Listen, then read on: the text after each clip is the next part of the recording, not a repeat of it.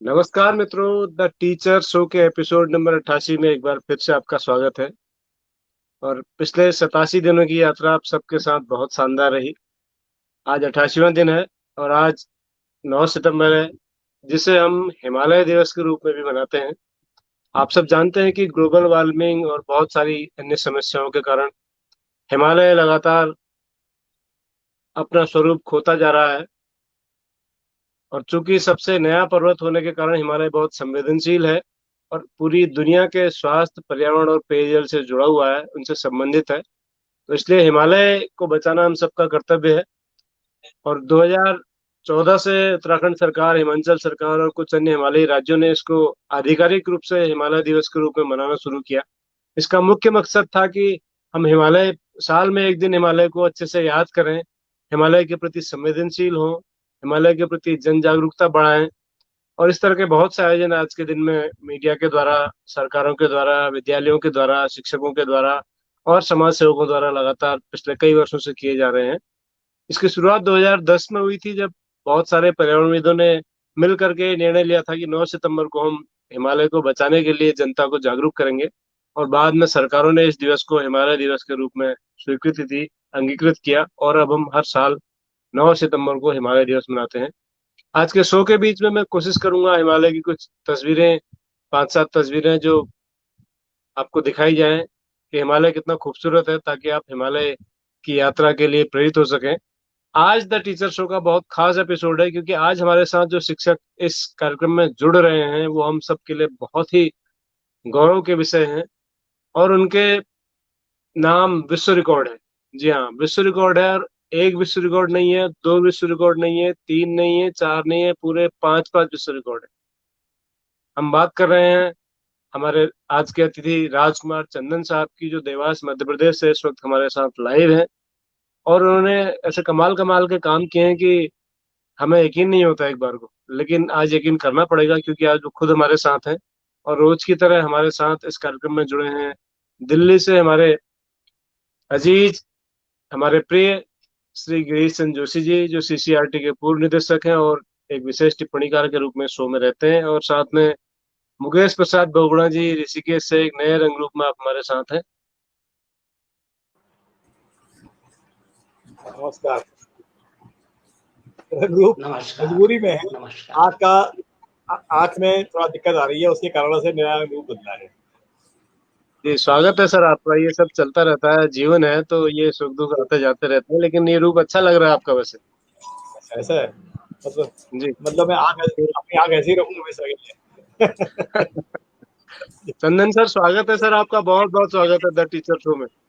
स्वागत है डॉक्टर भट्ट साहब आपका, बहुगुणा जी और मान्यवर जोशी जी, आप सभी का स्वागत है। प्रणाम जी।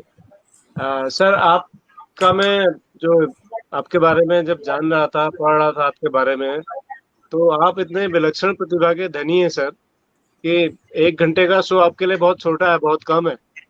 तो मैं चाहूंगा कि सर आप मूलतः तो आप कवि हैं और साहित्यकार हैं, लेकिन उसके साथ साथ चित्रकला और कुछ भी विधाओं में आप अच्छा काम आपने किया है। एक नई विधा मैंने आज ही सीखी कि जल रंगोली, वाटर रंगोली, वो एक अलग विषय है जिस पर हम आपसे सीखेंगे, जानेंगे आज, जिस पर विश्व रिकॉर्ड भी आपके नाम है। सबसे पहले मैं चाहूंगा सर आप बताएं कि आप साहित्य की ओर, आपका विषय क्या था सर जब आप विद्यालय में थे, कब आप सेवानिवृत्त हुए और किस विषय के आप अध्यापक थे, और साहित्य की ओर कैसे आप मुड़े? देखिए, सबसे पहले तो हिमालय दिवस की आपको शुभकामनाएं। और ये 88वां प्रोग्राम आपका है और इसके पहले आप 87 कार्यक्रम प्रस्तुत कर चुके हैं। कोई भी कार्यक्रम निरंतर चलाने के लिए बहुत मेहनत करना पड़ती है, सतत संघर्ष करना पड़ता है, तब कहीं जाकर वो खड़ा होता है। मैं आपके इस सफलतम कार्यक्रम के लिए टीचर शो की पूरी टीम को बधाई देता हूं और ये कार्यक्रम आगे भी निरंतर ऐसे ही चलता रहे, इसके लिए शुभकामनाएं प्रेषित करता हूं। धन्यवाद। जहां तक मेरे साहित्य का और कला का सवाल है, तो ये मेरी जो यात्रा है, ये 48 से 50 वर्ष की पूर्ण हो चुकी है। साहित्य और कला के क्षेत्र में। और इसमें मैंने बहुत ही मस्ती से काम किया है, बहुत आनंद से काम किया है, और मेरी आनंद और जो मस्ती है वो लोक कल्याण की है। मैंने अपने लिए कभी कुछ नहीं किया। तो इस अवसर पर मैं यही कहना चाहता हूं कि मैंने जो भी काम किया वो प्रारंभ से ही, बचपन से ही मैंने खूब खूब काम किया है। और कब क्या कैसे हुआ ये तो सब अस्तित्व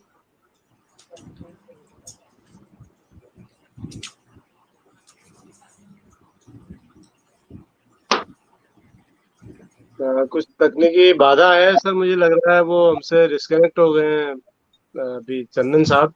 तो जैसे ही वो हमसे जुड़ेंगे हम फिर से उनको लेंगे कार्यक्रम में। तो मैं हिमालय दिवस की चर्चा आप लोगों से कर रहा था सर। आज बहुत सारे, हिंदुस्तान है एक यहाँ का बड़ा अखबार है, बड़ा मीडिया ग्रुप है, उसने काफी बड़े स्तर पर पिछले कई सालों से हिमालय दिवस को मनाना शुरू किया है। और विद्यालय स्तर पर बच्चों के लिए इस बार एक निबंध प्रतियोगिता थी जिसमें इत्तेफाक से उत्तराखंड के जो प्रथम 3 स्थान है, 3 छात्राओं ने ही बाजी मारी। तो ये एक आज की बहुत महत्वपूर्ण बात है, और हमारे शिक्षा मंत्री भी उस कार्यक्रम में शामिल थे आज। मैं सर चाहूंगा कि हिमालय की कुछ तस्वीरें, अभी चूंकि लैपटॉप नहीं है लेकिन मैं कोशिश करता हूँ आपको दिखाएं, तब तक आप लोग चर्चा जारी रखिए सर। हाँ, जुड़ गए सर, जुड़ गए। चंदन सर जुड़ गए हैं। मुझे लग रहा है कुछ नेटवर्क की भी दिक्कत है उनके साथ। हम्म।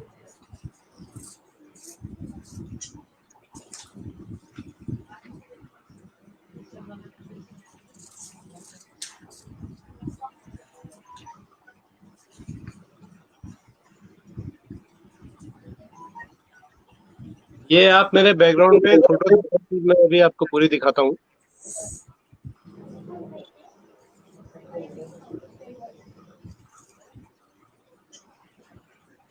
ये जो वाह, तस्वीर आप देख रहे हैं सर, ये तस्वीर पंचाचूली की है जो मैंने खुद खींची है। और ये मुंशियारी एक जगह है, बॉर्डर डिस्ट्रिक्ट है उत्तराखंड का, पिथौरागढ़। हेलो पिथौरागढ़ की एक तहसील है मुंशियारी। मेरी आवाज पहुंच रही है सर? जी जी जी। ये मुंशियारी सर, से ली आवाज गई सुनाई दे रही सनसेट है? की फोटो। जी, हेलो। ये मुंशियारी से ली गई सनसेट की, हाँ हाँ सर, आ रही है, एक मिनट सर आपको ले रहा हूँ। ये मुंशियारी से ली गई सनसेट की फोटो है सर। आप हाँ, इसमें देख सकते हैं, बहुत खूबसूरत नजारा सनसेट का आपको दिखाई पड़ेगा। पंचाचूरी। तो ये हिमालय देश पर ऐसी कुछ और तस्वीरें मैं आपको दिखाऊंगा समय समय पर। अभी चंदन सर हमारे साथ जुड़ चुके हैं, तो हम उनको सुनते हैं। ये सनराइज में तो नहीं होती होगी ऐसी पिक्चर? सनराइज में थोड़ा अलग नजारा होता है सर। सनराइज सर, में नेट की वाइटिश समस्या होता है है, शायद। वो भी मैं आपको दिखाऊंगा। सनराइज की भी दिखाता हूँ सर आपको। Okay okay. पूरा सनसेट ब्लिंक आ की, ये रहा है और सनसेट कुछ की, लोड हो रहा है ऐसा। ये सनसेट की है सर। सनराइज की मैं आपको दिखाता हूँ, वो जो दूसरी पिक्चर है, कोई बात नहीं। ये सनराइज है सर। अच्छा, आपको यदि याद हो, हमने गैंगटॉक में जी जनता उसके सामने, थोड़ा सा आप हट जाइए, बाहर आ जाइए, तो वहां से सामने कंचनजंगा दिखती थी। तो बिल्कुल जो आपने सनसेट की वहां यहाँ तस्वीर दिखाई थी वो वहां दिखती थी, हाँ सनराइज जी, की, देखिए क्योंकि जी वो जी सूर्य उस तरफ उसकी चोटी में पड़ता था, जी। कंचनजंगा की। चलिए, अब चंदन कंचनजंगा पे चंदन सर फिर डिस्कनेक्ट हो गए सर वो। हाँ, जुड़ गए जुड़ गए। जी हाँ, वो सारे शायद नेट की प्रॉब्लम या कुछ प्रॉब्लम थी। हाँ, ये इंटरनेट की प्रॉब्लम है सर। आपने जो आज का, जी हाँ सर, जी सर, बोलिए बोलिए सर। सब लोग आपको सुनने को बड़े उत्सुक है सर।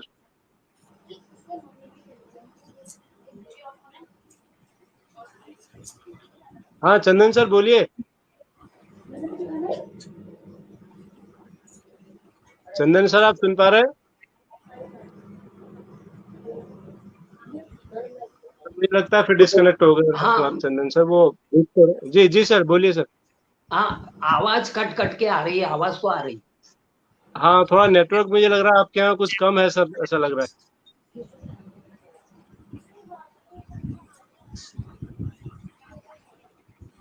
आपकी आवाज नहीं आ पा रही सर हम तक। आप अगर बोल रहे हो तो हम नहीं सुन पा रहे हैं आपको।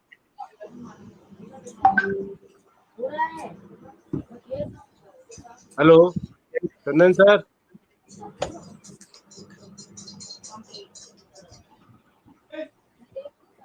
मुझे लगता है सर वो फिर उनकी आवाज नहीं आ रही है। तो हिमालय का सर बिल्कुल आपने ठीक कहा, कंचनजंगा का जो सनसेट का सीन दृश्य था वो बहुत उसी तरह का था जिस तरह का पहले वाली तस्वीर में पंचाचूली का हमने देखा। और ये पंचाचूली का सुबह का दृश्य है, जब सूर्य उदय होता है तो एकदम चांदी की तरह नीले आसमान में पीछे हिमालय चमकता हुआ दिखता है। और ये 5 चोटियां हैं पीछे आप देख पा रहे हैं, तो ये 5 चोटियां इसलिए इसका नाम पंचाचूली कहा गया सर। ये आप देख पा रहे होंगे। जी जी। और जब तक हमारे अगले ये सर जुड़ते हैं, राजकुमार सर, मैं हाँ हम इसी जुड़ गए। इसी पे चर्चा कर लेते हैं हम लोग। जी जोशी चंदन सर, सर सुन पा रहे हैं? जोशी सर, हाँ जोशी सर। आ रही है। जी बोलिए सर। हाँ बोलता हूँ। हाँ सर, जी सबसे पहले तो मैं ये जो तकनीकी रुकावट आ गई इसके लिए क्षमा चाहता हूँ।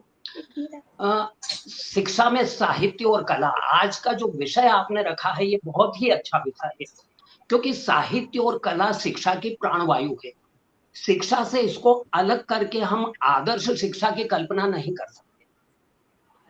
इसलिए आपने जो विषय रखा है उसके लिए मैं साधुवाद देता हूँ आपको कि आपने ये बहुत अच्छा विषय रखा है। जी बोलिए बोलिए सर,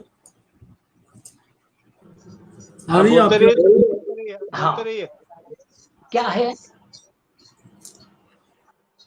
हमारी भारतीय शिक्षा जो थी वो विश्व में काफी उन्नत शिक्षा थी और उससे मानव पैदा हुआ।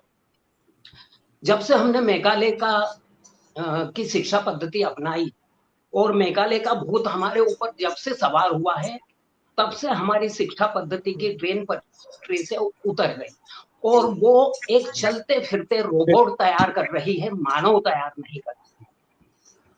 शिक्षा सर मैं वास्तव में हेलो, सबके लिए होती है। आप मुझे सुन पा रहे हैं सर? हाँ सर, हाँ सुन। हाँ, तो तकनीकी बाधा के कारण सर आप शायद मेरा सवाल भूल गए। मैं नहीं चाहता कि जिस तरह हाँ से हमारी शिक्षा व्यवस्था पटरी से उतरी है ऐसे हमारा शो भी पटरी से उतर जाए। तो मेरा सवाल ये था सर कि आपका जो प्रारंभिक दौर था, आप किस विषय में को पढ़ाते थे अपने विद्यालय में, और उसके बाद फिर आप साहित्य की ओर कैसे मुड़े, कैसे आपकी रुझान हुआ साहित्य की ओर, ये मेरा सवाल था सर। तो दर्शक जानना चाहेंगे। हाँ, सर असल में क्या है कि आपका सवाल मैं सुन ही नहीं पाया था, मतलब वो अच्छा अच्छा आवाज अच्छा कट कट अच्छा। के आ रही थी। मैंने आपका जी सवाल जी अब अब सुन समझ लीजिए। लिया है, मैं उस पर आप जी जी वास्तव जी में क्या है कि मैं जब स्कूल में पढ़ता था, बचपन से ही मैंने, मतलब लगभग जो 14-15 साल की उम्र होती है कि मैं जी। साहित्य और कला से जुड़ गया था। और तब से वाह। ही मैं साहित्य और कला की जो भी मुझसे बन पड़ता है वो काम कर रहा हूँ। जी सर। तो ये आपने सर पहली जो रचना थी आपकी साहित्य की, क्या थी? वो कविता थी, गजल थी, या कुछ और था? हेलो। हेलो। हाँ जी हाँ सर बोलिए, हम सुन रहे हाँ, हैं आपको। मैं कविताएं भी हाँ, मैं कविताएं भी यदि लिखता हूँ तो तालियों की गड़गड़ाहट के लिए कविता नहीं लिखता हूँ। मैं सत्य के लिए वाह। कविता लिखता हूँ, लोक कल्याण के लिए कविता लिखता हूँ और अपनी मस्ती के लिए लिखता हूँ। तो मेरा हर काम जो है वो अपनी मस्ती से जुड़ा हुआ है और मेरी मस्ती लोक कल्याण से जुड़ी है। तो मैं प्रारंभ से ही शिक्षा, ये जो कला और साहित्य है उस क्षेत्र में निरंतर चलता गया। और कब क्या हो गया, प्रकृति मेरा गुरु रही, मेरे कोई गुरु भौतिक नाम लेने के लिए गुरु नहीं रहे, प्रकृति ही मेरा गुरु रही। वाह। क्या तो आपने सबसे पहली रचना कौन सी थी सर आपकी? सबसे पहली रचना, चूंकि मैं मालवाता हूँ और मालवी भाषा जो है हमारे क्षेत्र की बोली है, तो सबसे पहली रचना मेरी मालवी की रही थी। मालवी से मैंने प्रारंभ किया था और 1971 में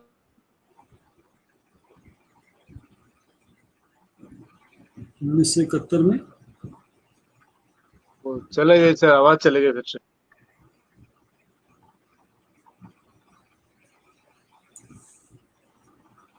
आगे हाँ देख तो रहे हैं। दिख तो रहे हैं वो, लेकिन फ्रीज हो गए सर, वो आवाज नहीं आ रही। कोई बात नहीं। जब तक वो आते हैं तो जोशी सर ने कंचनजंगा का जो जिक्र किया था, हम्म, तो कंचनजंगा की एक खासियत आ गए आगे बाद में, पहले उनको आने दीजिए। जी। तो बोलिए सर। सर मुझे आपका प्रश्न सुना है, वो समझ में नहीं आया, वो कट रही है आवाज। हाँ नहीं सर, मेरा ये सवाल था कि जो आपने मालवी में पहली कविता लिखी सर, वो आपको याद है क्या? सुना सकते हैं आप हमें?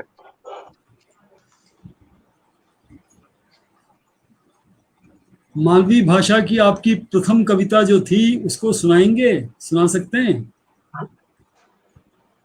हाँ बिल्कुल, मैं एक मालवी कविता आपको सुनाता हूँ, सुनिएगा। आपकी अपनी ये जो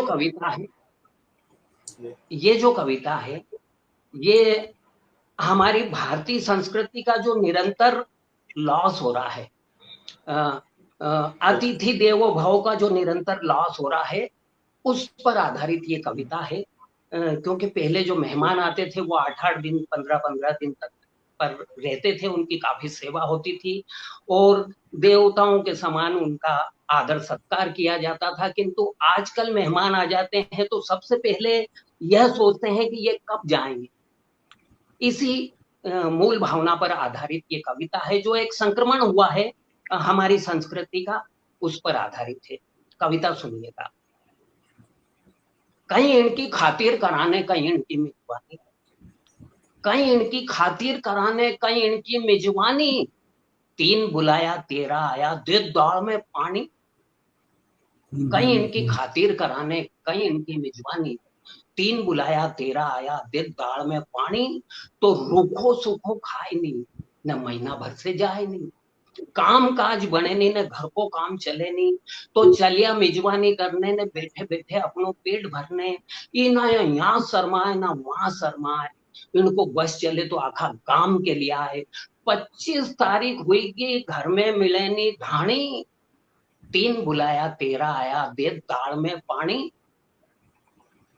तो सिनेमा देखी ना आए 2-2 बजे राते, चवन्नी सिनेमा देखी ना आए 2-2 बजे राते, अठन्नी चवन्नी ने चिल्लर पार्टी साते। ये आई की चीज मई मेलन छोराओं ने देखो तो कबड्डी खेले, बोली बोली ना हाट भरती हो ना आखा घर के खड़ो करती हो। घर का सगड़ा महीना भर का गाँव उठी गया माणी, 3 बुलाया 13 आया, दे दाल में पानी। दाल में पानी। तो बर्तन मांजे लत्ता धोई के चूल्हो चौको करे, बर्तन मांजे लत्ता धोई के चूल्हो चौको करे, एकली घरवाली बापड़ी काका मरे, भाई को सालों ने उको जमई, नाना का घर की ने उकी भोजई। आजे जाई गया काका जी ने काकी जी, दूसरी पूनम हुईगी घर में बैठा मामा जी, भाई की साड़ी महीना भर से बनी ने बैठी रानी, 3 बुलाया 13 आया, दे दाल में पानी, दे दाल में पानी। तो कविता का एक अंतिम बंद, एक बंद में भूल रहा हूँ, अंतिम बंद सुना रहा हूँ जी। तो दादा को हमना कोई जाओ तो सोची समझी ने जाओ, ने 2 का काम में 10 के मत ले जाओ, नहीं तो रिश्तेदारी टूटेगा, ने प्रेम भाव छूटेगा। इना महंगाई का जमाना में दूसरा को भी ध्यान रखो, ने दादा एक म्यान में एक तलवार रखो, एक म्यान में एक तलवार रखो, नहीं तो फिर ऐसी जो होगा टाणी के 3 बुलाया 13 आया, दे दाल में। कहीं इनकी खातिर कराने, कहीं इनकी मेजबानी, 3 बुलाया 13 आया, दे दाल में पानी। बढ़िया सर, बहुत बढ़िया। तो ये व्यंग के साथ साथ और वास्तविक परिस्थितियों की जटिलताओं को स्पष्ट करती कविता थी। और हमारे दर्शकों को आज एक तरह से बहुत सारे दर्शकों को नई भाषा का पता चला हो कि मालवी भी देश में कोई भाषा है जो भूली जाती है। तो बहुत बहुत धन्यवाद सर आपका। मैंने उर्दू हिंदी सब में लिखा है, बहुत बढ़िया।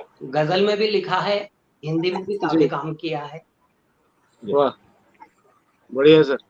तो मैं सर आपसे एक बात ये जानना चाह रहा था कि आपने जो विश्व रिकॉर्ड बनाया, अब उनकी बात करते हैं।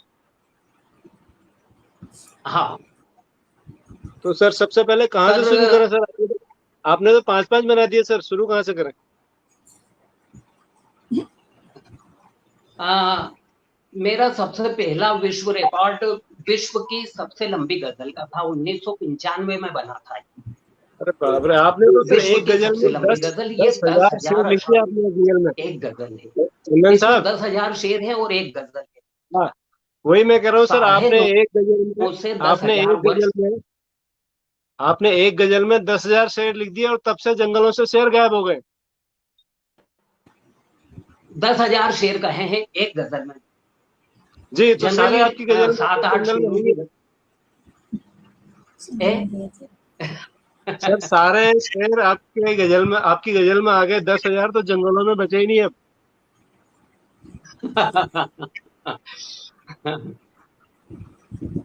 तो कितना समय लगा सर 10,000 शेर की गजल लिखने में? इसमें मुझे 9.5 से 10 साल तक काम करना पड़ा था, और अरे बिल्कुल बाप, पेशेंस के साथ एक ही रचना पर इतना मैंने काम किया था।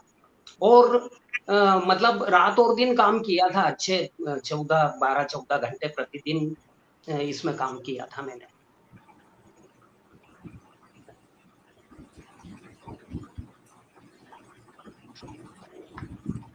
जी और ये तो मैं इस आपने सर गजल के बारे में कुछ आपको और जानकारियां देता हूँ सर। जी जी वास्तव में ये गजल मैंने पूर्व नियोजित लिखी थी। मुझे कहीं से एक ठेस लग गई थी, किसी ने ताना मार दिया था, जो भी है वो उसके पीछे की कहानी अलग है। लेकिन किसी कारणवश मैंने ये गजल लिखी थी, और मैंने इसमें साल भर लिखने से पहले उसके प्रारूप को पहले समझा, परखा, जाना, और अ, उसकी उसका वर्कआउट किया, उसकी कार्य योजना तैयार की। मैंने इसकी बहर की खोज की कि सबसे छोटी और सरल बहर कौन सी हो सकती है। तो मैंने बहरे मुतदारिक का चूज किया। फिर कौन सा ऐसा काफिया हो सकता है जो बहुत सारे शेरों को आगे बढ़ाए। तो मैंने अलीफ का काफिया चयन किया। इसमें बहुत खोजबीन के बाद अलीफ का काफिया ऐसा है जिसमें बहुत ज्यादा सानुप्रास है। सानुप्रास के बगैर कोई भी काव्य आगे नहीं बढ़ सकता। तो अलीफ का काफिया इसमें लिया मैंने। और जो बहुत प्रसिद्ध शायर उर्दू अदब में है, मिर्जा गालिब साहब, उनकी जो एक बहुत फेमस गजल है, दिले नादा तुझे हुआ क्या है, आखिर इस दर्द की दवा क्या है। ये जो अलीफ का काफिया और ये जो बहरे मुतदारिक है, ये उस गजल में भी बेसिक वो की वही है, वही नोटेशन है। उसी नोटेशन पर मैंने भी लिखा है। इसमें 300 कुल मक्ते हैं। मक्ते अर्थात इसके मुखड़े, मतले, मतले अर्थात मुखड़े। और 400 इसमें मक्ते हैं। मक्ते अर्थात जिसमें शायर का नाम आता है वो मक्ते। और मिसरे इसमें कुल 20,000 हैं, और कुल हर्फ इसमें 3,40,000 है। और आप यदि इजाजत दें तो मैं इसके कुछ 5-7 शेर आपको प्रस्तुत जी, करना स्वागत है सर, चाहूंगा स्वागत है। इस गजल स्वागत में। है, हर राज्य का एक एक शेर सुना दीजिए। सर आपकी आवाज मुझे नहीं आ रही है। जी जी, सुनाइए सर, आप सुनाइए। हमें आपकी सुननी है, कोई बात नहीं, हमारी ना आए कोई बात नहीं, आप सुनाइए।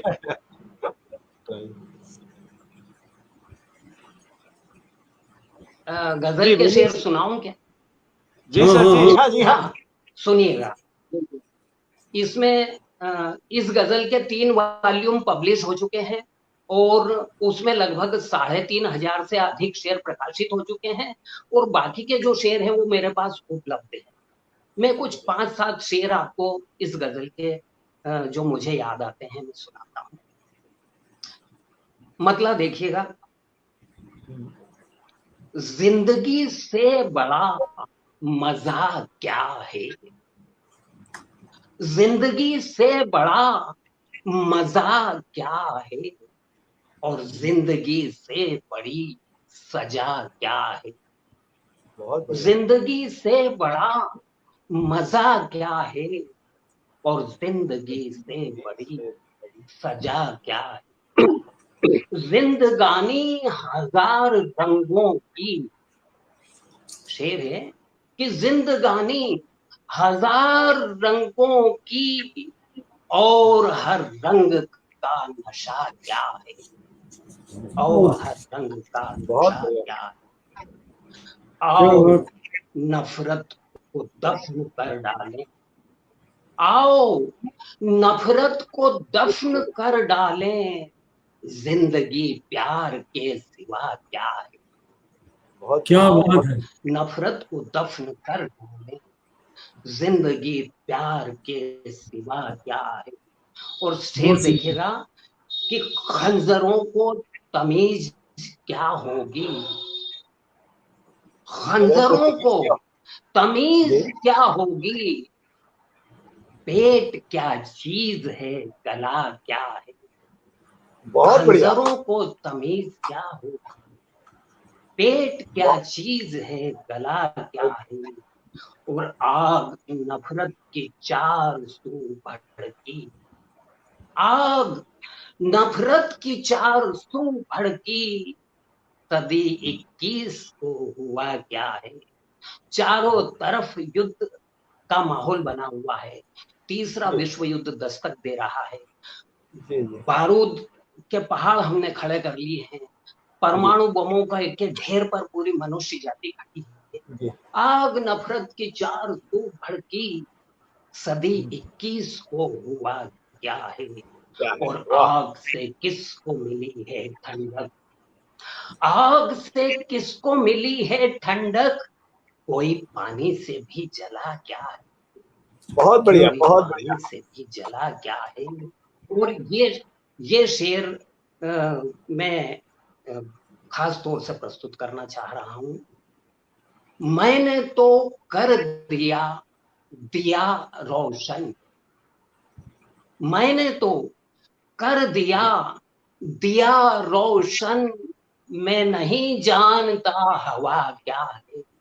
बहुत सुंदर, मैंने बहुत तो सुंदर। कर दिया क्या दिया दिया रोशन, रोशन, मैं मैं नहीं नहीं जानता हवा क्या है। हुआ क्या है। और बुद्ध सुकरात हो या मीरा हो, बुद्ध सुकरात हो या मीरा हो, सच को पीकर कोई मरा क्या है। बहुत और सुंदर। हो गए दफन सिकंदर कितने, हो गए दफन सिकंदर कितने, खाक से कोई भी बचा क्या है। ओए होए जो होए होए। अपनी आग में जला खुद ही, जो अपनी आग में जला खुद ही, वो समंदर से भी पूछा क्या है। और क्या ढूंढने वाले रब को ऐ चंदन, ढूंढने वाले रब को ऐ चंदन, आग पानी जमी हवा क्या है। ओए होए होए। ढूंढने वाले रब को ऐ चंदन, आग पानी जमी हवा क्या है। वाह, बहुत अच्छे चंदन जी। बहुत राजकुमार जी, ऐसा लग रहा है कि आप कहते रहें और हम सुनते रहें, और पूरा देश आपको हाँ सुन रहा है। किसी का पिन ड्रॉप साइलेंट, सुई पटक सन्नाटा था, और आप कहते जा रहे थे। आपकी आवाज इतनी हाँ मीठी लगी थी। क्या बात है साहब, क्या बात है। आपने तो एक हमें नए मायने दे दिए। गजल का जिक्र हो हाँ। तो गजल के साथ साथ शेर का जिक्र भी होता है। गजल शेर सर से ही मुझे बनती है। आवाज समझ में नहीं आ रही, लेकिन आपके भाव समझ रहा हूं मैं। अच्छा, चलिए ठीक। हाँ, तो ये भाव तो आप आज मेरी आवाज समझ में आ रही सर? मेरी धन्यवाद आवाज आप। समझ में आ रही? मेरी आवाज समझ आ रही सर? हाँ सर ये आपने जो दस हाँ हाँ, हजार आ रही समझ। आपने दुनिया की सबसे लंबी हाँ गजल में 10,000 शेरों को कैद कर दिया। अब अगर आप इस गजल को एक साथ पढ़ेंगे हाँ। तो कितना समय लगेगा सर? इसको इसको करीब 11 दिन लगेंगे। हाँ? यदि इसको गा के पढ़ा जाए तो 11 दिन लगेंगे। भटजी मुबारक 11 दिन का हम राजकुमार चंदन जी को ही कैच कर लेते हैं यार। ये ठीक है। वही तो कह रहा हूँ कि ये हमारे 88 पास में अगले 11 दिन के लिए बची है। तो चंदन भाई अगर वो शतक यही बनाएंगे 18 से 88 से लेकर 11 दिन 100 में हो जाएंगे, 100वें दिन को दे देंगे, पवेलियन पे वापिस बुला लेंगे। बहुत बढ़िया सर वो 11 दिन नॉन स्टॉप है रामचरितमानस के पाठ की तरह, ऐसा नहीं कि 1 घंटे के शो में। 11 दिन रामचरितमानस के पाठ की तरह रात दिन पढ़ना पड़ेगा पूरी मंडली के साथ, तब जाके वो दुनिया की सबसे लंबी गजल पूरी होगी। ठीक है 111 दिन हो गए, 111 दिन हो गए। वाह सर वाह, मतलब आपको सैल्यूट है साहब। आपके बारे में कहने के लिए मेरे पास तो शब्द नहीं मिल रहे हैं। मैं सही बता रहा हूँ आपको। बहुत सुंदर।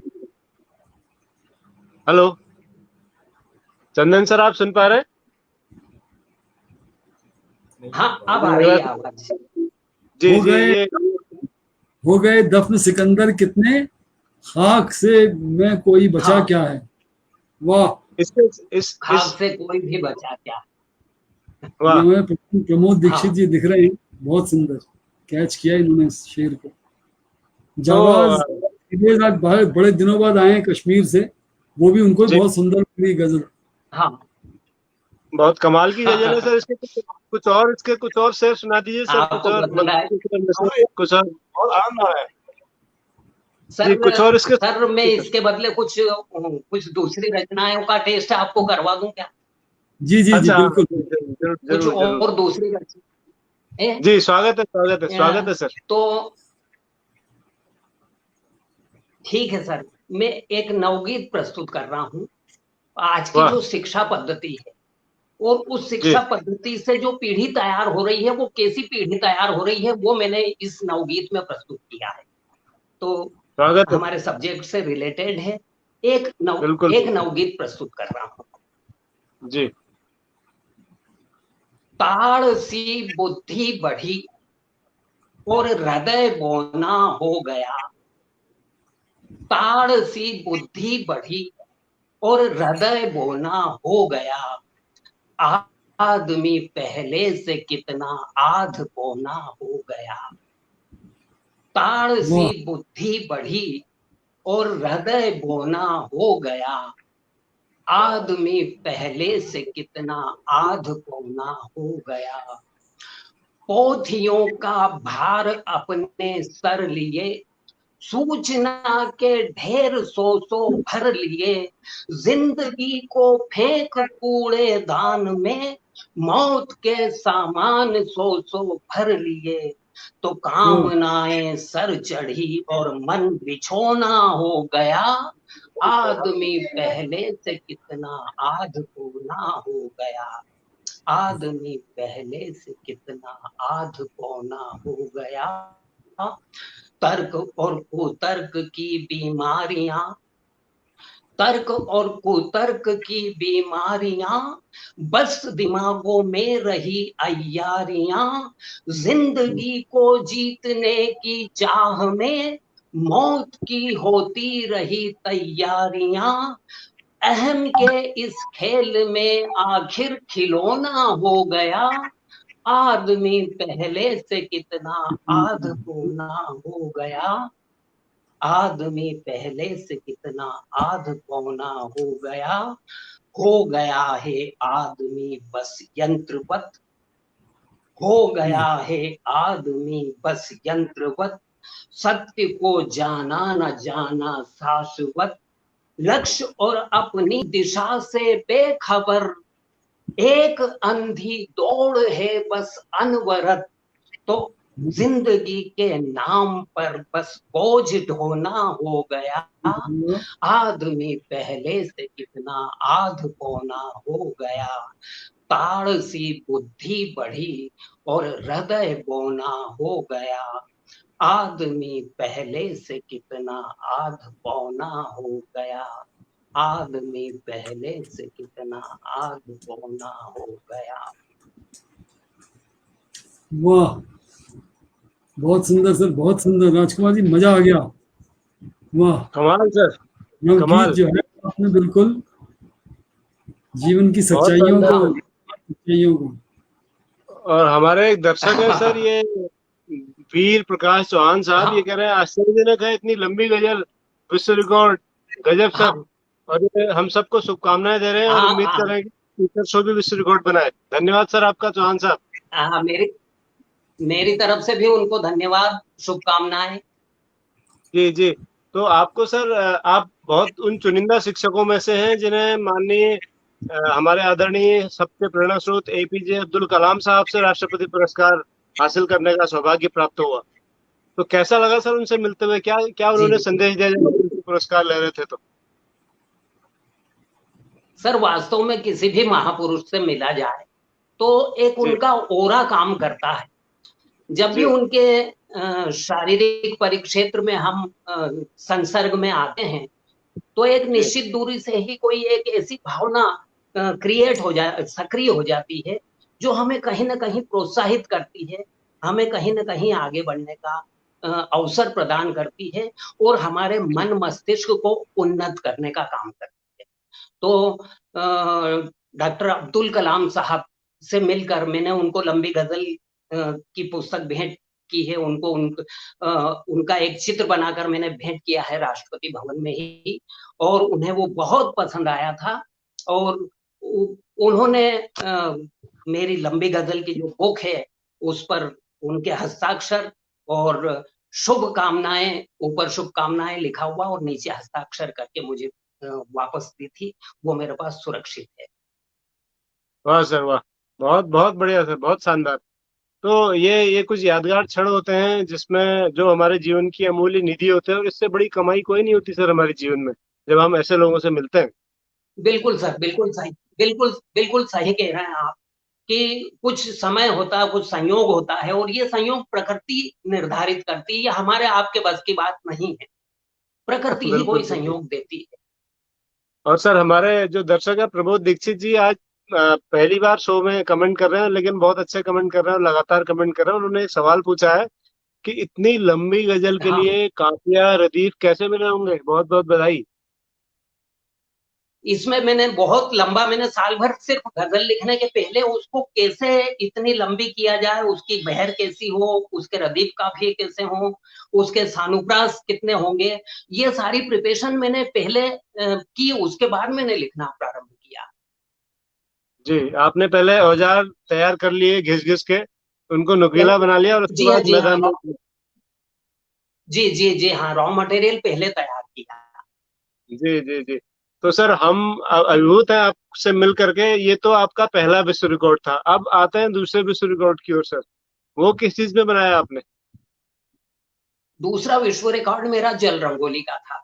जल रंगोली के इसके बाद सीधे 3 विश्व रिकॉर्ड कंटिन्यूटी में। अच्छा। वाह। 2008 में देवास के, मध्य प्रदेश देवास में एक तालाब है, मीठा तालाब उसका नाम है, और वो करीब वो 17 एकड़ का तालाब है। उस पूरे तालाब में हमने वाटर रंगोली बनाई थी, पूरे तालाब में। ये 8 लाख वर्ग फीट का काम था, दुनिया की सबसे बड़ी रंगोली, सबसे बड़ी। और इसमें हमें बहुत बहुत संघर्ष करना पड़ा था, बहुत चुनौतियों का सामना करना पड़ा था। ये एक टीम वर्क था। मेरे 19 छात्र मेरे साथ थे।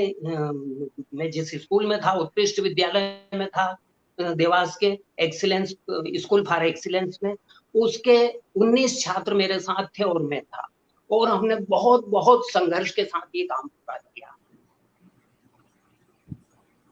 वाह। थोड़ा सा मैं इसके बारे में कुछ थोड़ी सी और जानकारी देना चाहता हूँ। जब जी हमने जी। काम प्रारंभ किया तो मौसम हमारे विपरीत हो गया था, हवाएं काफी तेज चलने लगी, और ये जो वाटर रंगोली है, इसके जो कलर होते हैं वो पानी के भार से हल्के होते हैं, यानी हवा में आसानी से उड़ जाते हैं। ऊर्जा। तो हम जो भी काम करते थे, जैसे 3-4 एकड़ में हमने आज जो वर्क किया, वो वर्क हवा अपने आप उड़ा ले जाती थी, 3 घंटे बाद वापस वहां पानी हो जाता था। और इस तालाब में पानी के सर्प थे जो बार बार हमारे बीच में आकर, और जैसे ये आप चित्र में फ्लावर देख रहे हैं और इसमें ये एक लाइन लाइन देख रहे हैं, ये रबर के बेल्ट हैं। ये वास्तव में कलर को रोकने की एक कवायद है, एक तकनीक है।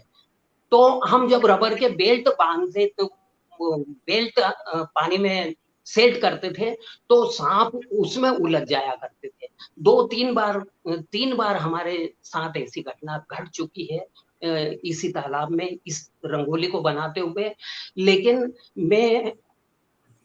मेरे जो सभी सहयोगी छात्र कलाकार हैं वो और हमने हर चुनौती का सामना किया। हम तालाब से बाहर नहीं निकले, चुनौतियों से घबराए नहीं। अंततः 18वें और 19वें दिन हमें सफलता मिल गई और हमने इस काम को पूरा कर दिया और 8 लाख वर्ग फीट के पूरे तालाब में उसको रंगोली से ढक दिया। वाह, क्या बात। और इसके जो कलर हैं उसके कलरों की खोज भी हमने ही की है। हमने हाथ से कलर बनाए हैं, मार्केट में ये कलर मिलते नहीं हैं। और पूरे देश में केवल चूंकि ये यहीं खोजी गई है, देवास में ही इस करीब 4 साल इसमें शोध किया गया। इसमें बहुत बहुत प्रयोग किए मैंने छात्रों के साथ मिलकर, और हमने कलर और कलर को बांधने की तकनीक दोनों को खोजा और फिर हम इसको बनाने में सफल हुए। कमाल है सर, कमाल है। और एक ऐसा ही काम उदयपुर में हुआ, उदयपुर में, लेकिन वो और डिफिकल्ट, इससे ज्यादा कठिन काम था, जिसमें उन्होंने चलते हुए पानी में रंगोली बनाई। चलते हुए, आप कभी गए होंगे उदयपुर, आपने सुना होगा या कलाकारों से मिले होंगे।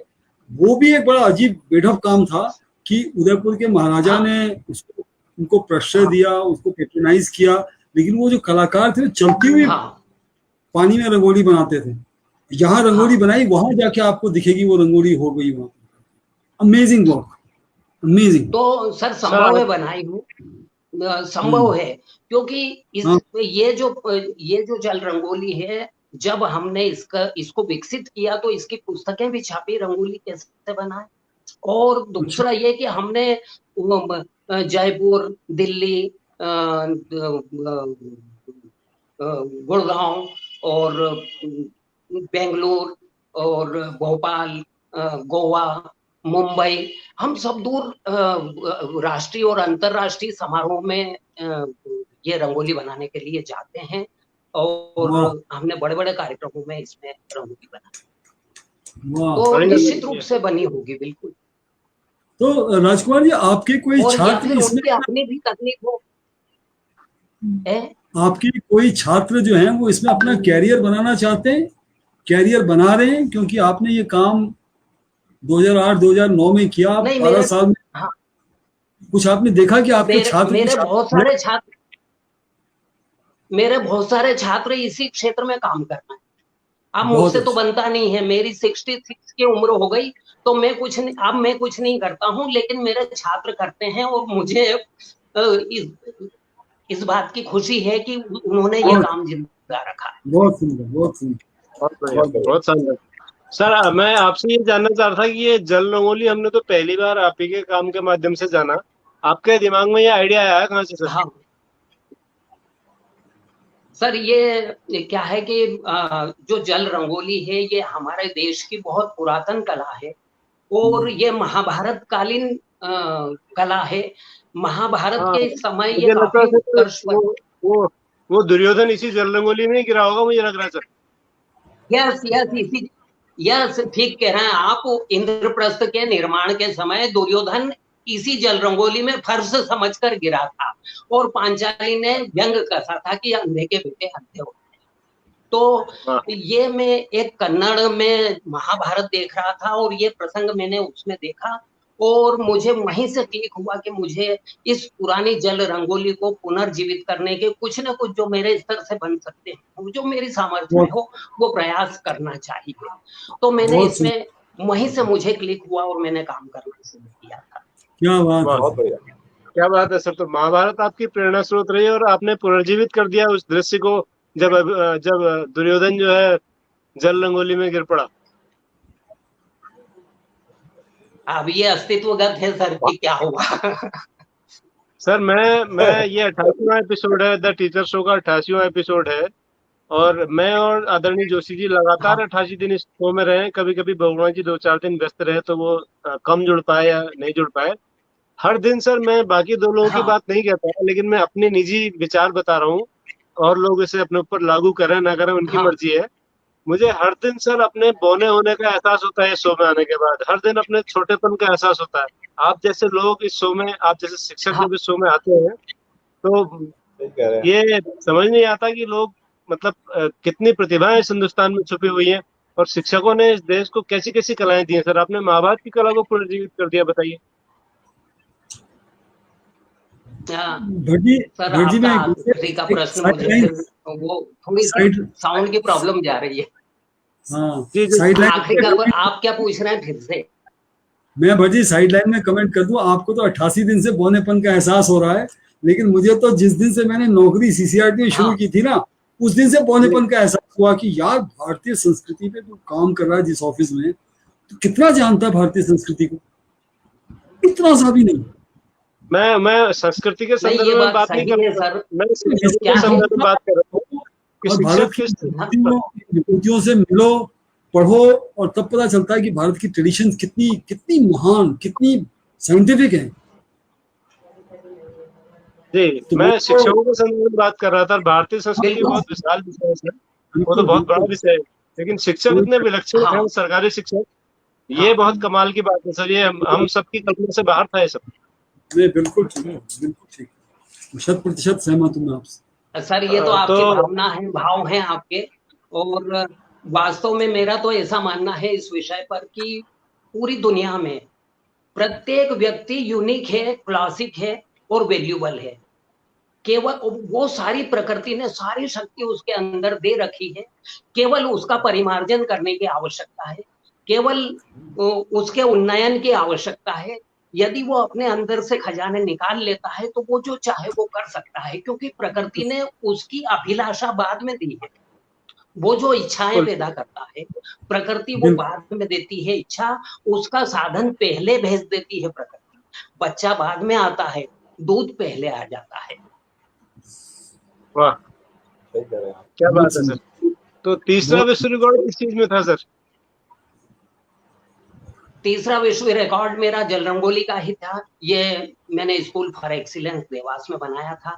ये 24 घंटे 40 मिनट का एक रिकॉर्ड है, शॉर्ट टाइम रिकॉर्ड। 24 घंटे 40 मिनट में अ, मैंने 3x4 के पोर्ट्रेट अपने भारतीय नायकों के बनाए थे, वाह अनवरत पानी में? बिना रुके। ये उस पानी में? पानी में। जी हाँ, वाह, सही। पानी में। कितने क्या, पोर्ट्रेट थे सर वो? ये जो 101 पोर्ट्रेट, वाह, 101। कमाल है सर, अद्भुत। तो और ये आपका। ये जो पीछे जी पीछे जी जो बोलिए चित्र सर। देख रहे हैं ये मेरा पीछे जो चित्र देख रहे हैं ये मेरे हाथ के ही बने हुए हैं। बहुत बढ़िया। जी। तो ये आपका तीसरा विश्व रिकॉर्ड था सर। चौथा विश्व रिकॉर्ड किस चीज में रहा? जो चौथा विश्व रिकॉर्ड हमने पानी पर ही एक गलीचा बनाया था, 5200 वर्ग का। 5200 वर्ग एक गलीचा, जो कमरे में बिछाने का गलीचा होता है, उसकी डिजाइन बनाई थी। और वो 5.5 घंटे में बनाया था। मतलब अरे वाह, शॉर्ट टाइम वर्ल्ड रिकॉर्ड है। 5.5 घंटे में 5200 वर्ग फीट का एक गलीचा तैयार किया था। अद्भुत सर, अद्भुत, कमाल। ये कुछ और चित्र हैं सर स्क्रीन पर, ये भी आप ही के बनाए हुए हैं? जी हाँ, सब मेरे हैं। तो चित्रकला का कोई प्रशिक्षण लिया सर आपने या शौकिया शुरू हो गए? नहीं सर, सब मेरा गुरु, मेरी जो गुरु है वो प्रकृति है। और समय ने मुझे सब धीरे धीरे ठोकर खाते खाते खाते खाते धीरे धीरे सब कुछ समय सिखाता चला गया। बहुत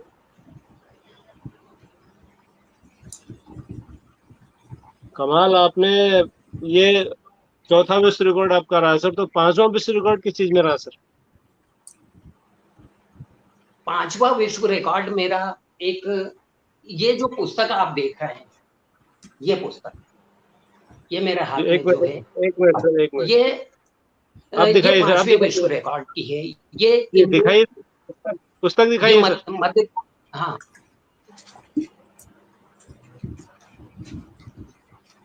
पुस्तक देख नहीं पाए हम लोग। हाँ, मनुष्य जीवन कुंभ। अच्छा, मनुष्य जीवन कुंभ। मनुष्य जीवन और सर, ये जो 5वां विश्व रिकॉर्ड है, ये 2016 का है। ये इंदौर में बनाया था, मध्य प्रदेश इंदौर में। ये वर्ल्ड रिकॉर्ड ऐसा है, ये भी शॉर्ट टाइम वर्ल्ड रिकॉर्ड है, कम समय में अधिक काम करने का। इसमें 22 घंटे 40 मिनट में तत्काल विषय पर पुस्तक का लेखन और उसकी typing, setting, proof reading, cover page का चित्रांकन, प्रिंटिंग, बाइंडिंग, विमोचन और वितरण और बुक स्टॉल पर उसका पहुंच जाना और 2 पुस्तकों का बिकना, ये 22 घंटे 40 मिनट में शामिल। माय अरे गॉड, वाह, अमेजिंग है, अमेजिंग। कमाल है सर, कमाल है। 22 घंटे 40 मिनट में इतना सब हो गया। हालांकि ये टीम वर्क का काम था, प्रिंटिंग करने वाले अलग थे, चित्र बनाने वाले मेरे छात्र थे, और मैं तो पुस्तक लिखने वाला राइटर था केवल। लेकिन पुस्तक कैसे लिखी गई, ये बड़ा चुनौतीपूर्ण था। आसपास सीसीटीवी कैमरे लगे हुए हैं, मीडिया शूट कर रही है और दर्शनार्थी आसपास खड़े हुए हैं, और उसके बीच में हॉट सीट पर बैठकर 5 मिनट पहले मुझे सब्जेक्ट दिया गया, उस सब्जेक्ट पर मुझे अनवरत पुस्तक लिखना था। उस बीच में न तो आपको किसी का सहारा लेना है, न मोबाइल देखना है, न किसी से बात करना है, न किसी पुस्तक को हाथ लगाना है, उसका संदर्भ लेना है। आपको अपने स्तर पर पुस्तक लिखना है। मैंने पुस्तक लिखी, और जब लोगों तक ये पुस्तक गई तो मेरे पास सैकड़ों कमेंट्स आई, और लोगों ने कहा भी कि ये जो पुस्तक है, इसको पढ़कर ऐसा नहीं लगता कि ये तत्काल विषय पर और इतने भीड़ भरे माहौल में लिखी गई हो। तो मैंने उनसे कमेंट्स में यही कहा कि आप मुझे फिर से विषय दे दीजिए, मैं फिर से पुस्तक लिख देता हूँ, फिर से लिखने के लिए मैं तैयार हूँ।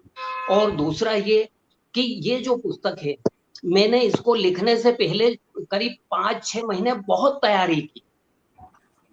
तैयारी इस प्रकार से कि मैंने प्रतिदिन दैनिक अखबार लगाया। मुझे वो लिखना था जिस दिन अटेम्प्ट किया जाए, उस दिन का जो अखबार की खबर है उस पर, उस सब्जेक्ट पर मुझे पुस्तक लिखना था। वास्तव में ये था। तो मैंने प्रतिदिन 20 अखबार लगभग रोज में पढ़ता, और उसके हेडिंग, एक चार्ट बनाया उसका, और मैंने कंक्लूजन किया, उसकी स्टडी की। मैंने पाया कि अगर इसमें से मैं 12 बिंदु छांट लेता हूँ, 12 बिंदुओं पे काम कर लेता हूँ, तो किसी भी विषय पर पुस्तक लिख सकता हूँ। तो मैंने वो 12 बिंदु नोट करके और उन पर काफी वर्कआउट किया। मैंने उन 12 बिंदुओं पे एक एक पुस्तक लिखी, और फिर उसके अलावा भी मैंने टीवी को पूरा फुल ऑन करके, फुल आवाज में टीवी चल रहा है, और वहीं बैठकर कोई भी एक शब्द पढ़ लिया, कोई पत्रिका में या पत्र में या अखबार में एक शब्द पढ़ लिया, और उसी शब्द पर 20-25 पेज लिख लिए। मतलब इतनी मैंने उसके पहले प्रैक्टिस की थी, तब जाकर मैंने ये त्वरित विषय पर पुस्तक लिख पाया। विशेष वरदान है सर सरस्वती का, आपको विशेष कृपा है सरस्वती पे आप। बिल्कुल सर, आप सरस्वती जी की छाया में, सरस्वती जी की छाया में और उनकी अनुकंपा में, तो आप उस नगर से हैं जहाँ संगीत सम्राट कुमार गंधर्व जी ने संगीत साधना की। कभी परिचित, कभी मुलाकात हुई, कभी वो आपका काम देख उनसे बिल्कुल, उनसे नहीं, उनके सानिध्य में काफी रहे हैं। सुमन जी के, अच्छा। कुमार गंधर्व साहब के सानिध्य में मैं काफी रहा हूँ, और हम साहित्यिक गोष्ठियां आयोजन करते थे तो हमारे अतिथि वगैरह वही होते थे, क्योंकि देवास में एक शहर में जो बड़े व्यक्ति होते हैं उन्हीं को आतिथ्य का भार उठाना पड़ता है। तो हमारे जी जी, जो जो कार्यक्रम होते थे साहित्य के, वो उनके आतिथ्य का भार अधिकांशतः वही उठाते थे। बहुत अच्छा, बहुत अच्छा, सुंदर, क्या वाह। बात है सर आपको। मतलब सर, आज जो जो हिमालय दिवस है वो साक्षात आप शिक्षकों के हाँ, हिमालय हमारे सामने दिख रहे हैं। आपका कद शिक्षकों में हिमालय हाँ, जैसा ऊंचा है। संयोग देखिए, नहीं सर, ऐसा ये संयोग है, लेकिन एक ये तो बहुत अच्छा संयोग है, सुसंयोग है ये। क्योंकि आपने अभी ये ये कहा कि ये हर संयोग। बोलिए बोलिए, आप कहें। हाँ सर, आवाज आवाज कट रही है थोड़ी, तो समझ में नहीं आ रही है। हाँ, आप बोलिए।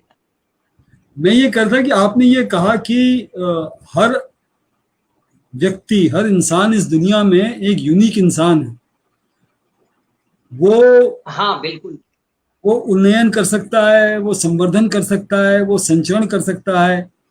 तो मेरे को लगता है कि आप फिलॉसफी में भी खूब डूबे हुए हैं, और आपने स्वर्ग से संबंधित भी कुछ काम किया है। कुछ पुस्तक आपने लिखी है शायद स्वर्ग के जी ऊपर। हाँ। और मुझे हाँ, जैसे ही मैंने स्वर्ग की। मैंने वो टाइटल देखा तो मुझे रामधारी जी सिंह हाँ। दिनकर याद आए। क्योंकि दिनकर जी ने ये कहा था कि खलों के लिए कहीं स्वर्ग नहीं है, स्वर्ग क्या है, सदाचार है, मुक्ति का द्वार है, जहां स्वर्ग के भाव हो वहां जी स्वर्ग है। हाँ। यहाँ आपने स्वर्ग पैदा कर हाँ। दिया हमारे लिए।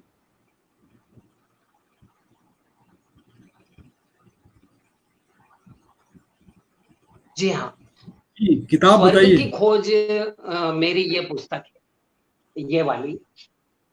एक मिनट वाह, सर, एक मिनट, एक मिनट सर, दिखाइएगा, जरा दिखाइएगा। जी। या, जी जी जी। और ये हिंदी एडिशन, और ये इसका English edition, discovery of haven. वाह, भट्ट जी ने बहुत अच्छा सुसंयोग बनाया सर। आज हिमालय डे पे एक हाँ। हिमालय पर्वत पुत्र और को हमको अपने सामने रख और दिया। ये इस पुस्तक के बारे में मैं थोड़ा सा मैं कहना चाहूंगा, स्वर्ग की खोज के बारे में। जी ये पुस्तक बहुत ही वैल्यूबल है मेरी। मैंने अब तक 19 पुस्तकें मेरी प्रकाशित हो चुकी हैं, लेकिन ये जो पुस्तक है ये उन सबसे ज्यादा वैल्यूबल है। स्वर्ग की खोज में आज की मानव जाति के लिए बहुत ही उपयोगी सूत्र मैंने दिए हैं। यह परंपरागत पुस्तकों से बिल्कुल अलग हटके है। इसमें इसे मानव सभ्यता का दर्शन शास्त्र पे हम कह सकते हैं। हाँ, इसमें बिल्कुल। पिछले पांच मानव सभ्यता की इसमें पिछले 5 लाख साल के मानव सभ्यता की के विकास और विनाश यात्रा का विश्लेषण मैंने किया है। यानी होमोनिड्स मानव से लेकर होमोसेपियंस मैन के ग्रियोनाल्डी तक उसकी खूबी और खामी का हिसाब इसमें मैंने बताया है। अपनी बुद्धि के बल पर मनुष्य ने अपनी एक अलग पहचान बना ली। प्रकृति के हर तंत्र को तोड़कर सुख सुविधा के अंबार लगा लिए, और अपनी ही बुद्धि के बल पर उसने अपनी मौत का जाल भी बुन लिया, और उसमें वह पूरी तरह से फंस चुका है। मौत के इस चक्रव्यूह की बीमारी क्या है और इससे कैसे मानव सभ्यता निकल सकती है, स्वर्ग की खोज में ये उपाय मैंने दिए। और इस पुस्तक के माध्यम से मैंने एक ऐसे भौतिक स्वर्ग की कल्पना की है जिसमें पृथ्वी पर रहने वाला प्रत्येक व्यक्ति सुख समृद्धि और सुरक्षा को प्राप्त होता है, और वसुधैव कुटुंबकम और विश्व शांति का स्वप्न साकार करता है। यह इस पुस्तक का मूल सार है। और इसमें मैंने काफी मेहनत की, करीब 350 पृष्ठ की यह पुस्तक है।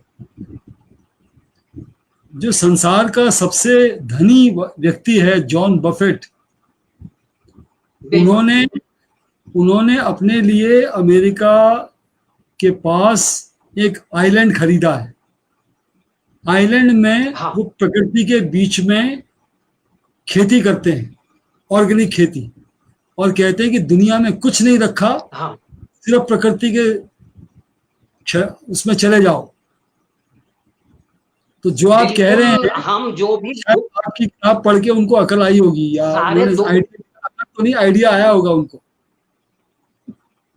हमारे हमारे दुख का कारण ही प्रकृति से दूर होना है और कोई कारण नहीं है। हमने प्रकृति के तंत्र को तहस नहस कर दिया और उससे निरंतर दूर होते चले गए। हमारे दुख का कारण यही है। और हम जिस विकास को विकास समझते हैं वो वास्तव में विकास नहीं है। वो हमारे लिए वास्तव में क्या है कि हमारा जो जीवन है, मनुष्य का जो जीवन है वो 4 तलों में विभाजित। पहला तल तन का होता है, शरीर का, उसका केंद्र नाभि है। दूसरा तन मन का है, उसका केंद्र बुद्धि है, मस्तिष्क है। और तीसरा जो केंद्र होता है, तीसरा जो तल है वो हृदय का तल है, भाव का। भाव के तल पे मनुष्य होता है। और चौथा जो तल है मनुष्य का, वो ऊर्जा का तल है, उसका केंद्र आत्मा होती है। तो इन चारों तलों का समान रूप से संतुलित विकास हो, यही शिक्षा होना चाहिए। और यही शिक्षा मनुष्य के उन्नयन में, उसके परिमार्जन में और उसको उन्नत होने में सहायक हो सकती है। अन्यथा कोई शिक्षा मनुष्य को मनुष्य नहीं बनाएगी। मनुष्य को एक इंसाइक्लोपीडिया या एक रोबोट बना छोड़ेगी। बहुत सुंदर, प्रणाम आप। बहुत अच्छा सर। प्रमोद दीक्षित जी का एक सवाल है, वो पूछ रहे हैं कि जो विश्व रिकॉर्ड के लिए आपने किताब लिखी 22 घंटे में, उसका विषय क्या मिला था आपको? है सर।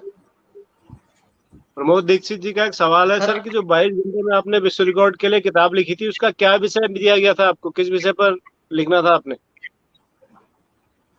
वो उसका विषय दिया गया था कुंभ, मनुष्य जीवन और कुंभ, उस विषय पर लिखी।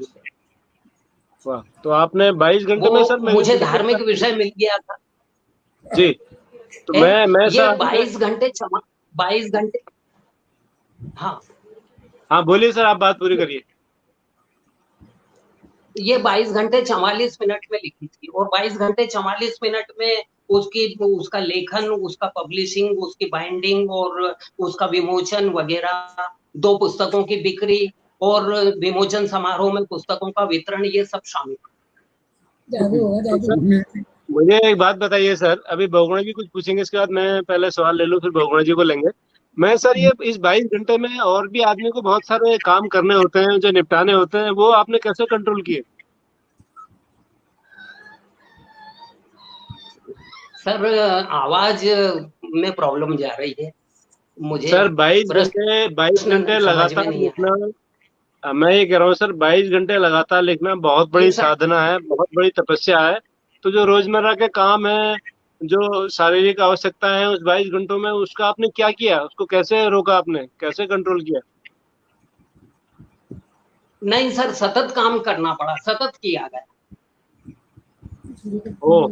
सीसीटीवी कैमरे लगे थे, सतत काम किया गया। कमाल। अब आप तो वाकई सर महर्षि हैं, मतलब आप क्या कहें आपको। आप 22 घंटे लगातार आपने किताब लिख डाली। सुसंयोग है सर, सुसंयोग है हिमालय डे और राजकुमार चंदन जी का आना। बाप रे बाप। और आपकी सुंदर भावनाएं, सुंदर व्यक्तित्व। राजकुमार चंदन जी, हम तो धन्य हैं आज। बहुगुणा जी कुछ पूछ रहे, बहुगुणा जी कहिए। आपको लाने वाले हमारे पुष्पेंद्र जी को धन्यवाद। मैं ये कह रहा था कि इस साल की जो छुट्टियां पड़ेंगी भक्त जी, और हम चलते हैं देवास, और भाई साहब के साथ रह करके ये 22 घंटे वाली विद्या सीखे। हो सकता है हम 2 या 3 दिन में किताब लिख लें। 22 घंटे में तो अपने बस का नहीं है, लेकिन शायद 1-2 हफ्ते में कुछ लिख सके हम। चलना आना पड़ेगा, देवास आएंगे भाई साहब। आवाज सर 5 महीने तक मेरा मोबाइल शायद इसकी कुछ गड़बड़ है मोबाइल में मेरे। बहुगुणा जी 5 महीने है शायद। 25 अखबार। आपकी आवाज आ रही है सर? चंदन आवाज सर कट रही आपकी है। आवाज आ रही है? हाँ सर। जी बोलिए सर। जोशी सर कुछ पूछ रहे थे आप? नहीं नहीं, मैं, मैंने कहा हाँ वो कोई विधायक पूछ, है कोई तो। क्या क्वेश्चन आप पूछ रहे हैं, मैं उसका जवाब देता हूँ। जी। क्वेश्चन जी मुझे पूछिए नहीं सर। सुनाया। हाँ, जोशी सर नहीं पूछ रहे हैं तो कुछ। नहीं, मैं कुछ नहीं पूछ रहा। मैं बहुगुणा जी, आप देवास आना चाहते हैं और आपके साथ 2 हफ्ते रहकर उस विधा पे कुछ विधा की चीजों को सीखना चाहते हैं, तो मैं बहुगुणा जी को ये करता कि पहले 6 महीने 20 अखबार चाटने पड़ेंगे। 20 दैनिक अखबारों को लो और 6 महीने के बाद कोशिश करना देवास जाने की। सही कह रहे हैं, हमें चंदन ऐसे ही सर, करना पड़ेगा लगता है। चंदन सर आगे बढ़ते हैं। मैं आपसे एक सवाल ये करना चाहता था सर, आपने 19 किताबें लिखी, तो वो बाकी किताबें कौन कौन सी हैं सर जो आपने 19 किताबें लिखी?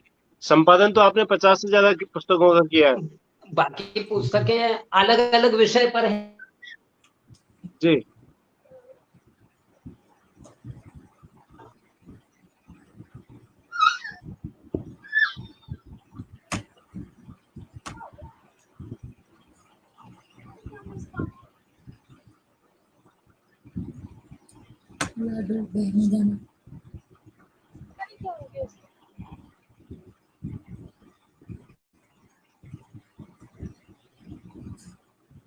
भटजी। मुझे लग रहा है सर नेटवर्क फिर चला गया है। हाँ। नहीं नहीं, अमेजिंग यार, अमेजिंग। वो है तो सही, लेकिन वो अभी नेटवर्क की दिक्कत है थोड़ा सा। तो इस बीच हमारे बहुत सारे दर्शक हैं सर जो लगातार टिप्पणियां कर रहे हैं कि ये बिल्कुल अविश्वसनीय है, अद्भुत है, अकल्पनीय है। कल्पनीय। ये वीर सिंह चौहान जी हैं, ये कह रहे हैं कि द टीचर शो की वजह से ऐसी महान विभूतियों को देख। जी आगे आगे। अरे नहीं सर, साधारण, मैं तो साधारण इंसान हूँ। और यदि आप साधारण नहीं होंगे तो असाधारण काम नहीं कर पाएंगे, मेरा ऐसा मानना है।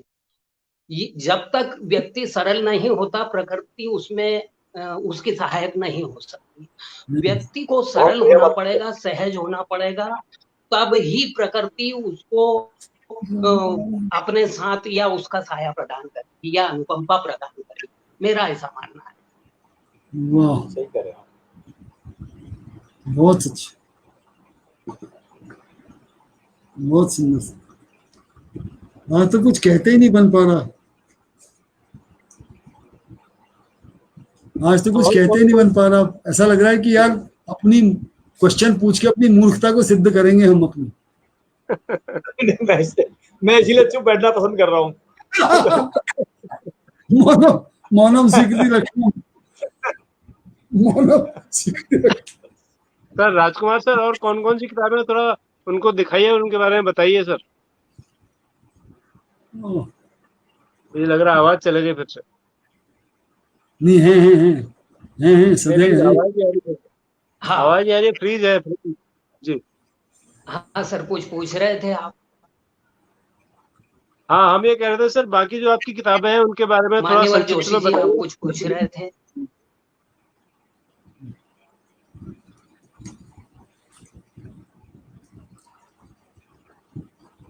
चंदन सर आप सुन पा रहे हैं? फ्रीज। वो नेटवर्क की दिक्कत लग रहा है सर मुझे, वो बीच बीच में उन तक आवाज पहुंच रही है फिर कट जा रही है सर। आ गए। हाँ चंदन सर आप सुन पा रहे राजकुमार जी। उप्स। हैं?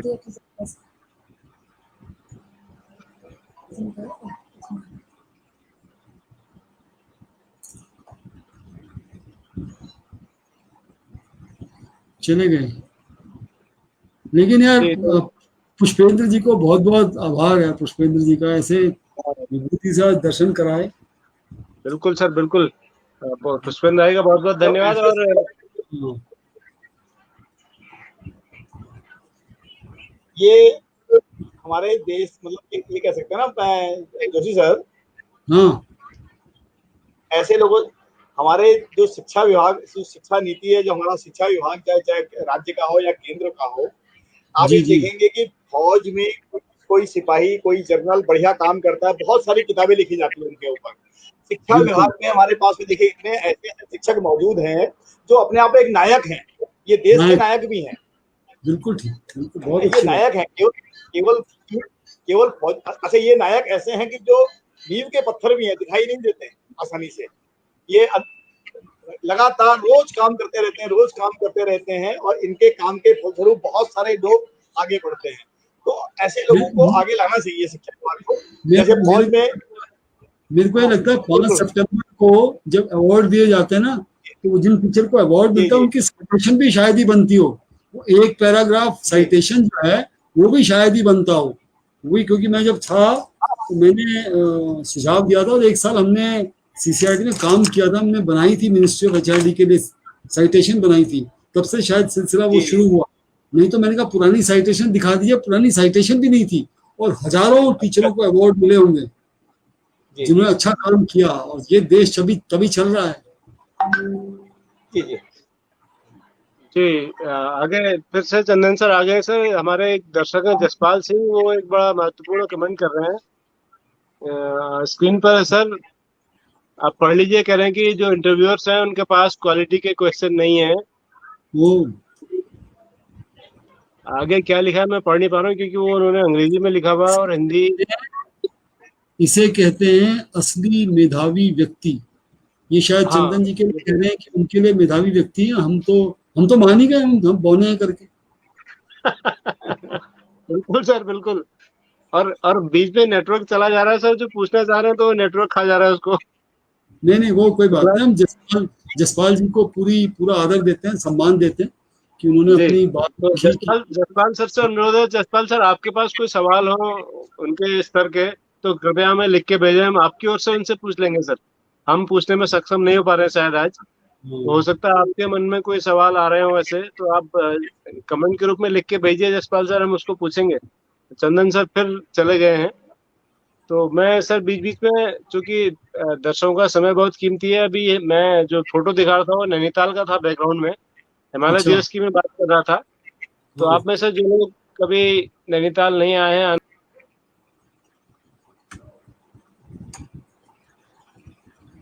लो जी।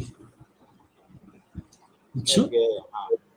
नैनीताल में भी ऐसी बिल्डिंग है? ये मस्जिद है सर सामने, अच्छा। और उसके बगल उसके ठीक सामने गुरुद्वारा और मंदिर है। ये बहुत खास बात है नैनीताल की, और उसके पड़ोस में चर्च भी है एक।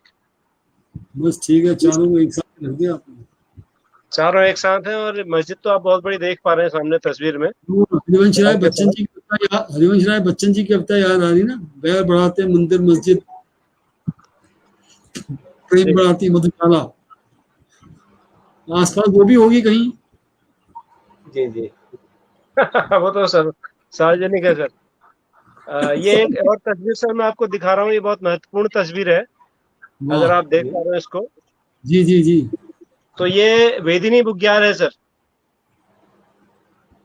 वेदनी बुग्याल, अच्छा। जब हम रूपकुंड के ट्रैक पर जाते हैं तो ये वेदिनी कुंड है। आपको हल्का सा दिख हाँ, रहा है, अगले फोटो में पूरा दिखाऊंगा आपको। जी। ये नंदा देवी राजात की तस्वीर है, पिछली बार जब मैं गया था। अच्छा अच्छा। ये वेदिनी बुग्याल है, बहुत ही खूबसूरत है। रूपकुंड यहाँ से करीब 4-5 किलोमीटर आगे होता है। ये चंदन सर जुड़ गए शायद फिर से। बस। हम्म।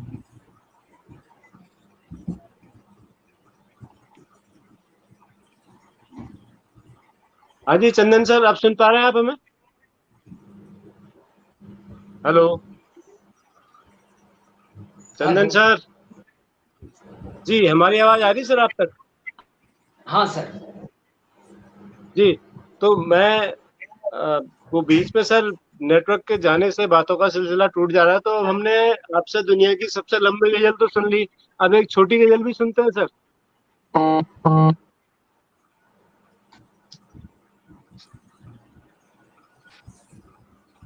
मुझे लगता है चंदन सर जो है वो आशु लेखक जरूर हैं, आशु कवि हैं या नहीं है ये तो पता नहीं। चंदन सर, आवाज चले जा रही सर बार बार। हाँ सर, अब सुनाई दे रहा है। अच्छा। हाँ सर।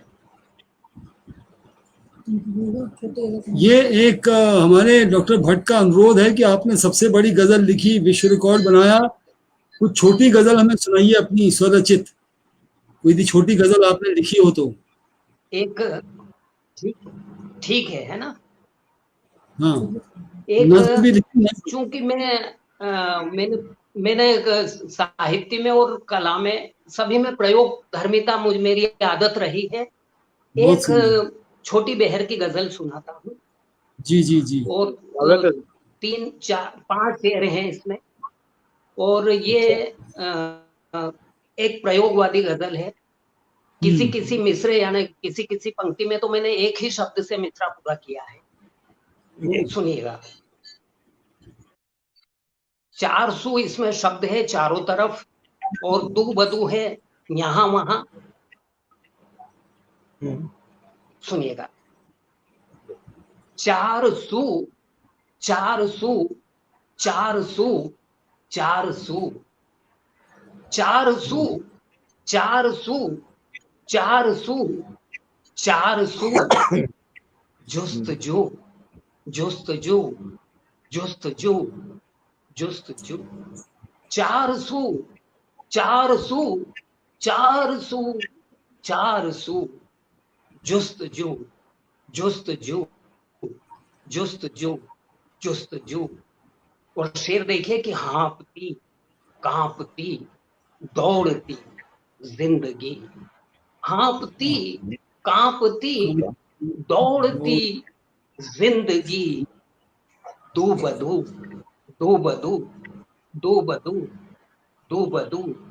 और जिंदगी की शक्ल लेके मौत आ गई, जिंदगी की शक्ल लेके मौत आ गई। हू बहू हू बहू हू बहू हू बहू। और हर समस्या का हल सिर्फ है बैठकर। लेकिन चीन के साथ ये अपवाद है। हर समस्या का हल सिर्फ है बैठकर, रूबरू रूबरू रूबरू रूबरू। हर तरफ लुट रही बेटियों की फकत। शेर सुनिएगा। हर तरफ लुट रही बेटियों की फकत, आबरू आबरू आबरू आबरू। हर तरफ लुट रही बेटियों की फकत, आबरू आबरू आबरू आबरू। बहुत बढ़िया। अपने दिल कर रखा, अपने दिल में।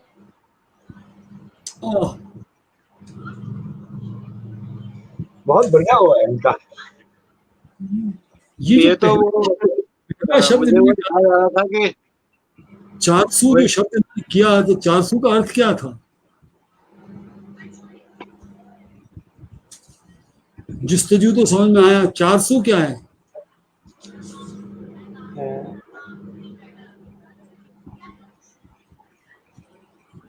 एक गिरीश चंद जी सर, आप ही के नाम राशि आपके लिए एक कमेंट उन्होंने लिखा है। सर के लिए प्रतिक्रिया में जोशी जी को एक कवि के माध्यम से बढ़ाता हूँ, एक पंक्ति के माध्यम से बढ़ाता हूँ। आपको देखकर देखता रह गया, क्या कहूँ और कहने को क्या रह गया। अच्छा, एक वो जगदीश सिंह साहब की गाई हुई गजल है ये, मुझे जो लेखक है उनका नाम याद नहीं है, गजल है। जी जी सर, वो बीच में चले गए, क्या था नेटवर्क। ये कमेंट हटा दीजिए जो स्क्रीन पे आ रहा है ना, उससे थोड़ा सा शक्ल दिखाई नहीं देती, शक्ल जो है वो छुप जाती है। कौन सा कलर सर, किसका कलर? गिरीश चंद्र जी का जो कमेंट बीच में आपने स्पेशल हाईलाइट किया है ना, उसको हटा नहीं, दीजिए। हाईलाइट नहीं किया सर, हाईलाइट नहीं किया। हाँ, ये अब ठीक है।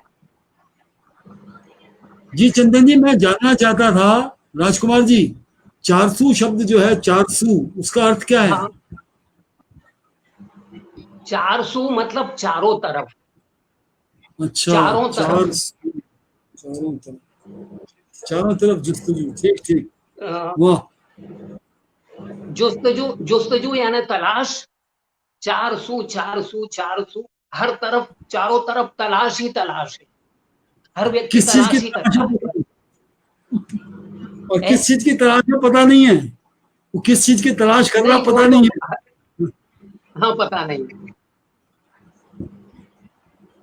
और भटक रहा है, जीवन भर भटकता है। कस्तूरी कुंडली बसे मृग ढूंढे वन माही। तो जो भी देखे तुझे वो कहे हम नसी, आफरी आफरी आफरी आफरी। क्या बात। हाँ, जसपाल आपके लिए लाइनें समर्पित है सर आज। जसपाल जी का भी दूसरा सर कमेंट आ जाए। एक एक 5 शेर की हिंदी गजल प्रस्तुत करूं क्या? जी जी बिल्कुल करिए। स्वागत स्वागत सर, एक स्वागत है हिंदी आप। गजल प्रस्तुत करूं? जी जी हाँ सर बोलिए बोलिए। एक हिंदी गजल प्रस्तुत करूं। जी प्रीत पूनम मास हो गई, पूर्णिमा की रात। प्रीत पूनम मास हो गई, तो कौमुदी कपास हो गई। हाय, चांदनी। हाय, क्या बात। प्रीत पूनम मास हो गई, तो कौमुदी कपास हो गई। और शेर देखिए कि देह रजनी गंध में घुली, देह रजनी गंध में घुली, श्वास अमल ताश हो गई, कौमुदी कपास हो गई। और शेर देखिए कि आपके ओठों ने क्या छुआ। ये शेर विशेष तौर से सुनिएगा कि आपके ओठों ने क्या छुआ, नीम में मिठास हो गई। हाय, हाय, आपके ओठों ने क्या छुआ, नीम में मिठास हो गई। और सप्तरंगी स्वप्न झरके रात, सप्तरंगी स्वप्न झरके रात, कुमकुमी पलाश हो गई। वाह। सप्तरंगी स्वप्न झरके रात, कुमकुमी पलाश हो गई। और कामना परवान जब चढ़ी, हाय, कामना हाय, परवान जब चढ़ी, तो देह जैसे दास हो गई। बहुत लौ बढ़िया, दिए बहुत कि बढ़िया। कंप कपा गई, लौ दिए कि कंप कपा गई, भोर की उजास हो गई। हाय, हाय, कौमुदी पास हो गई, और रंग पीला चांद का हुआ, रंग पीला चांद का हुआ, जब से तुम उदास हो गई। रंग पीला चांद का हुआ, जब से तुम उदास हो गई। वाह, प्रीत पूनम मास हो गई, तो चांदनी कपास हो गई। वाह, वाह, वाह। वाह। और हाँ सर। चंदन, चंदन कुछ इस तरह महक आया है आंगन में आज, चंदन कुछ इस तरह महक आया है आंगन में आज, हमारी शाम आज बहुत खास हो गई। वाह, हाय, क्या बात है, क्या बात ये बात है। है। संगत का असर हो रहा है सर, संगत का असर हो रहा बहुत अच्छे भाई, बहुत अच्छे, है। बहुत एक बहुत अच्छे। महत्वपूर्ण टिप्पणी हमारे एक दर्शक है रूपा बेस्ट, उन्होंने की है कि कौन आपका एलिया। अंदाज जॉन एलिया की याद दिलाता है। वो कहती है सर, चंदन सर, वो कह रही कि आपका जो अंदाज है, अंदाजे बयां है, वो जॉन और एलिया सर साहब आवाज मुझे की। बिल्कुल सुनाई नहीं देती, मतलब वो जॉन जॉन जॉन आवाज एलिया की कट याद रही दिला है। रहा है आपकी, आपकी गजल बिल्कुल सही जॉन कह रहे हैं। एलिया की याद दिला रही है। हाँ हाँ, मेरी जॉन गजल एलिया, जॉन एलिया की याद दिला रहा। जॉन एलिया उत्तर प्रदेश के एक कस्बे में एक हाँ शायर हुए, बहुत बहुत मतलब बहुत, क्या कहना चाहिए उन्हें, बहुत संजीदगी वाले। उनकी कविताएं भी आपकी, जी मुझे तो आपकी कविता सुन के कहीं छायावाद नजर आ रहा था, कहीं नीरज याद आ रहे थे, कहीं सुमित्रंजन पंत याद आ रहे थे। तो मजा आ गया सर आज तो, वाह और क्या बात। मोहन चौहान सर पूछ रहे हैं, मोहन चौहान जी पूछ रहे हैं कि आपकी किताबें कहाँ मिलेंगी सर, वो लेना चाहते हैं पढ़ने के लिए, कैसे ले पाएंगे, किस मेरी प्रकाशक ने छापी है? मेरी पुस्तकें अमेजॉन पर मिल सकती हैं, सारी पुस्तकें अमेजॉन पर उपलब्ध हैं। बहुत बहुत और बढ़िया। दूसरा ये कि यदि कोई खरीदना न चाहे तो मेरे फेसबुक पर पीडीएफ के रूप में मैं उनको भेज सकता हूँ।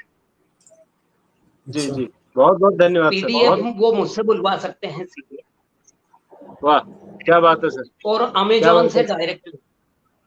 जी। बहुत तो सर एक एक और ऐसी कोई गजल सुनाइए सर जो आपको सबसे पसंद हो, जो आपकी रचनाओं में, वैसे तो रचनाकार की सारी रचनाएं उसको बहुत प्रिय होती हैं, बच्चों की तरह होती हैं उसके, लेकिन कोई एक खास होगी जिसको आप बार बार सर वो, याद करते हैं, वो कौन सी हाँ रचना है सर? सर, सर एक नवगीत प्रस्तुत कर देता हूँ, छोटा सा जी एक ठीक ठीक। नवगीत। जी सर। अ, अ, और आप कहें तो गजल या जो भी मैं मतलब आपकी पसंद ठीक का। है, नवगीत सुन लीजिएगा ठीक। जी। बारी बारी से दोनों सुना दीजिए सर, बारी बारी से दोनों सुना दीजिए। मिले चैन जो है थकन से चूर पाऊं,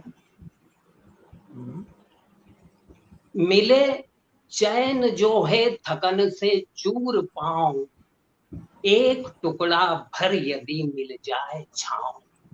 बहुत बहुत मिले चैन जो है थकन से चूर पाऊं, एक टुकड़ा भर यदि मिल जाए छाँव। धूप दुख की सेंकती है तन बदन को, तोड़ती दुर्भाग्य की ठोकर सपन को। दुख का सागर पार कर दे कोई नाव, एक टुकड़ा भर यदि मिल जाए छाँव, एक टुकड़ा भर यदि मिल जाए छाँव। तो बेतहाशा दौड़ते ही जा रहे सब, बेतहाशा दौड़ते ही जा रहे सब, जिंदगी को छोड़ते ही जा रहे सब। बैठ कर थोड़े संभालें अपने घाव, एक टुकड़ा भर यदि मिल जाए छाँव, एक टुकड़ा भर यदि मिल जाए छाँव। स्वयं को कब तक यूं ही छलता रहूंगा, स्वयं को कब तक यूं ही छलता रहूंगा। अग्नि में मायकी स्वयं जलता रहूंगा, शांत शीतल हो जरा अंतस के भाव, एक टुकड़ा भर यदि मिल जाए छाँव, एक टुकड़ा भर यदि मिल जाए छाँव। और आशीष भर तकदीर या संभावना का, आशीष भर तकदीर या संभावना का, मन्नतों शुभ कामना या अर्चना का। आशीष भर तकदीर या संभावना का, मन्नतों शुभ कामना या अर्चना का। पथ में इस निर्जन कोई आ जाए गांव, एक टुकड़ा भर यदि मिल जाए छाँव। मिले चैन जो है थकन से चूर पाऊं, एक टुकड़ा भर यदि मिल जाए छाँव, एक टुकड़ा भर यदि मिल जाए छाँव। बहुत बढ़िया। बहुत सुंदर। तो आपकी सर वो संवेदनशीलता का प्रदर्शन है। कमाल है सर, कमाल। बहुत मैं शानदार। आइए सर, अब गजल भी हो जाए जो आप सुनाना चाह रहे थे अभी थोड़ी देर पहले। हाँ, गजल गजल। तो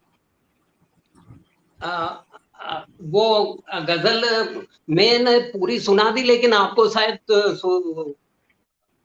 सुनने में वो नहीं तो आई। आपने वो तो आपने और भी प्यास जगा दी सर। तो मैं उसको फिर से सुना दूं आपको, जी जी। ठीक है सर।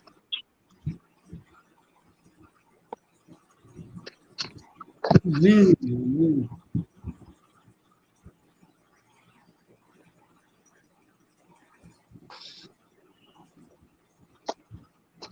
राजेंद्र प्रसाद उपाध्याय जी लिख रहे हैं, जॉन एलिया पाकिस्तान में बस गए थे, लेकिन सर अमरोहा के रहने इसमें वाले थे, वही के नजदीक। ठीक है, पाकिस्तान इसको चले क्या गए थे बाद मैं में। हाँ? जॉइन इंडिया पाकिस्तान चले गए थे। लेकिन यूपी में शायद अमरोहा में ही रहे वो। कमाल अमरोही जी के नजदीक में थे, अमरोहा में थे काफी समय। मेरे ख्याल में फिर चला गया होगा। आज के कार्यक्रम में व्यक्तित्व के समक्ष हम सभी निशब्द हैं। ये कमेंट उनको पढ़ना चाहिए, जसपाल जी को। नहीं, वो असल में जो बाकी जो शो चलते हैं उसमें सवाल जवाब ज्यादा चलते हैं, हमारे शो में हम सवाल ज्यादा पूछते नहीं, हम चाहते हैं कि जिसको हमने बुलाया है वो अपनी बात ज्यादा रखें, हम तो खाली इसलिए बीच में अपनी बात रखते हैं ताकि वो अब उनका व्यक्तित्व और आगे निखर के आ सके। ये हम कोई मतलब बहस वाला वो हमारा कोई बहस वाला शो नहीं है कि हम कोई बहस करेंगे, कोई बौद्धिक बहस करेंगे, कोई निष्कर्ष पे पहुंचे, हमारा शो का मतलब ये नहीं है। जो भी हमारा मेहमान है उसकी बात अधिक से अधिक जा सके। बिल्कुल ठीक है, इसलिए हम बहुत ज्यादा वैसे सवाल नहीं पूछते कभी किसी से।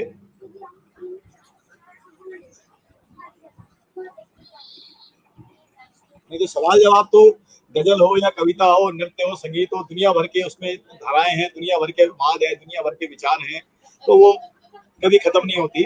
और हमारा उद्देश्य ये है भी नहीं, हमारा उद्देश्य ये है कि जो शिक्षक नौकरी में रहते हुए अच्छा काम कर रहे हैं, चाहे वो कला के क्षेत्र में कर रहे हो, साहित्य के क्षेत्र में, किसी खेल के क्षेत्र में, समाज क्षेत्र में, उनकी बात को अधिक से अधिक लाया जा सके। तो सवाल भी हमारे जो होते हैं उसी तरह के होते हैं ताकि उनकी बात और निकल के आ सके। जी आगे जी चंदन सर, आप सुन पा रहे हैं? हाँ सर, आप सुनाई दे रही है आवाज? जी सर, बीच में नेटवर्क चला गया था आपका भी। जी सर जी, बड़े बड़े लोगों का नेटवर्क चला जाता है सर, बीच में आपका चला जाता है। तो सर आप सुनाइए, गजल कौन सी सुना रहे हैं सर? क्या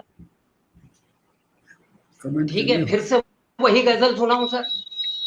जी सर जी, वो सुनाइए या कोई दूसरी जो भी आप सुनाए उसके आगे सुना दीजिए वाली गजल।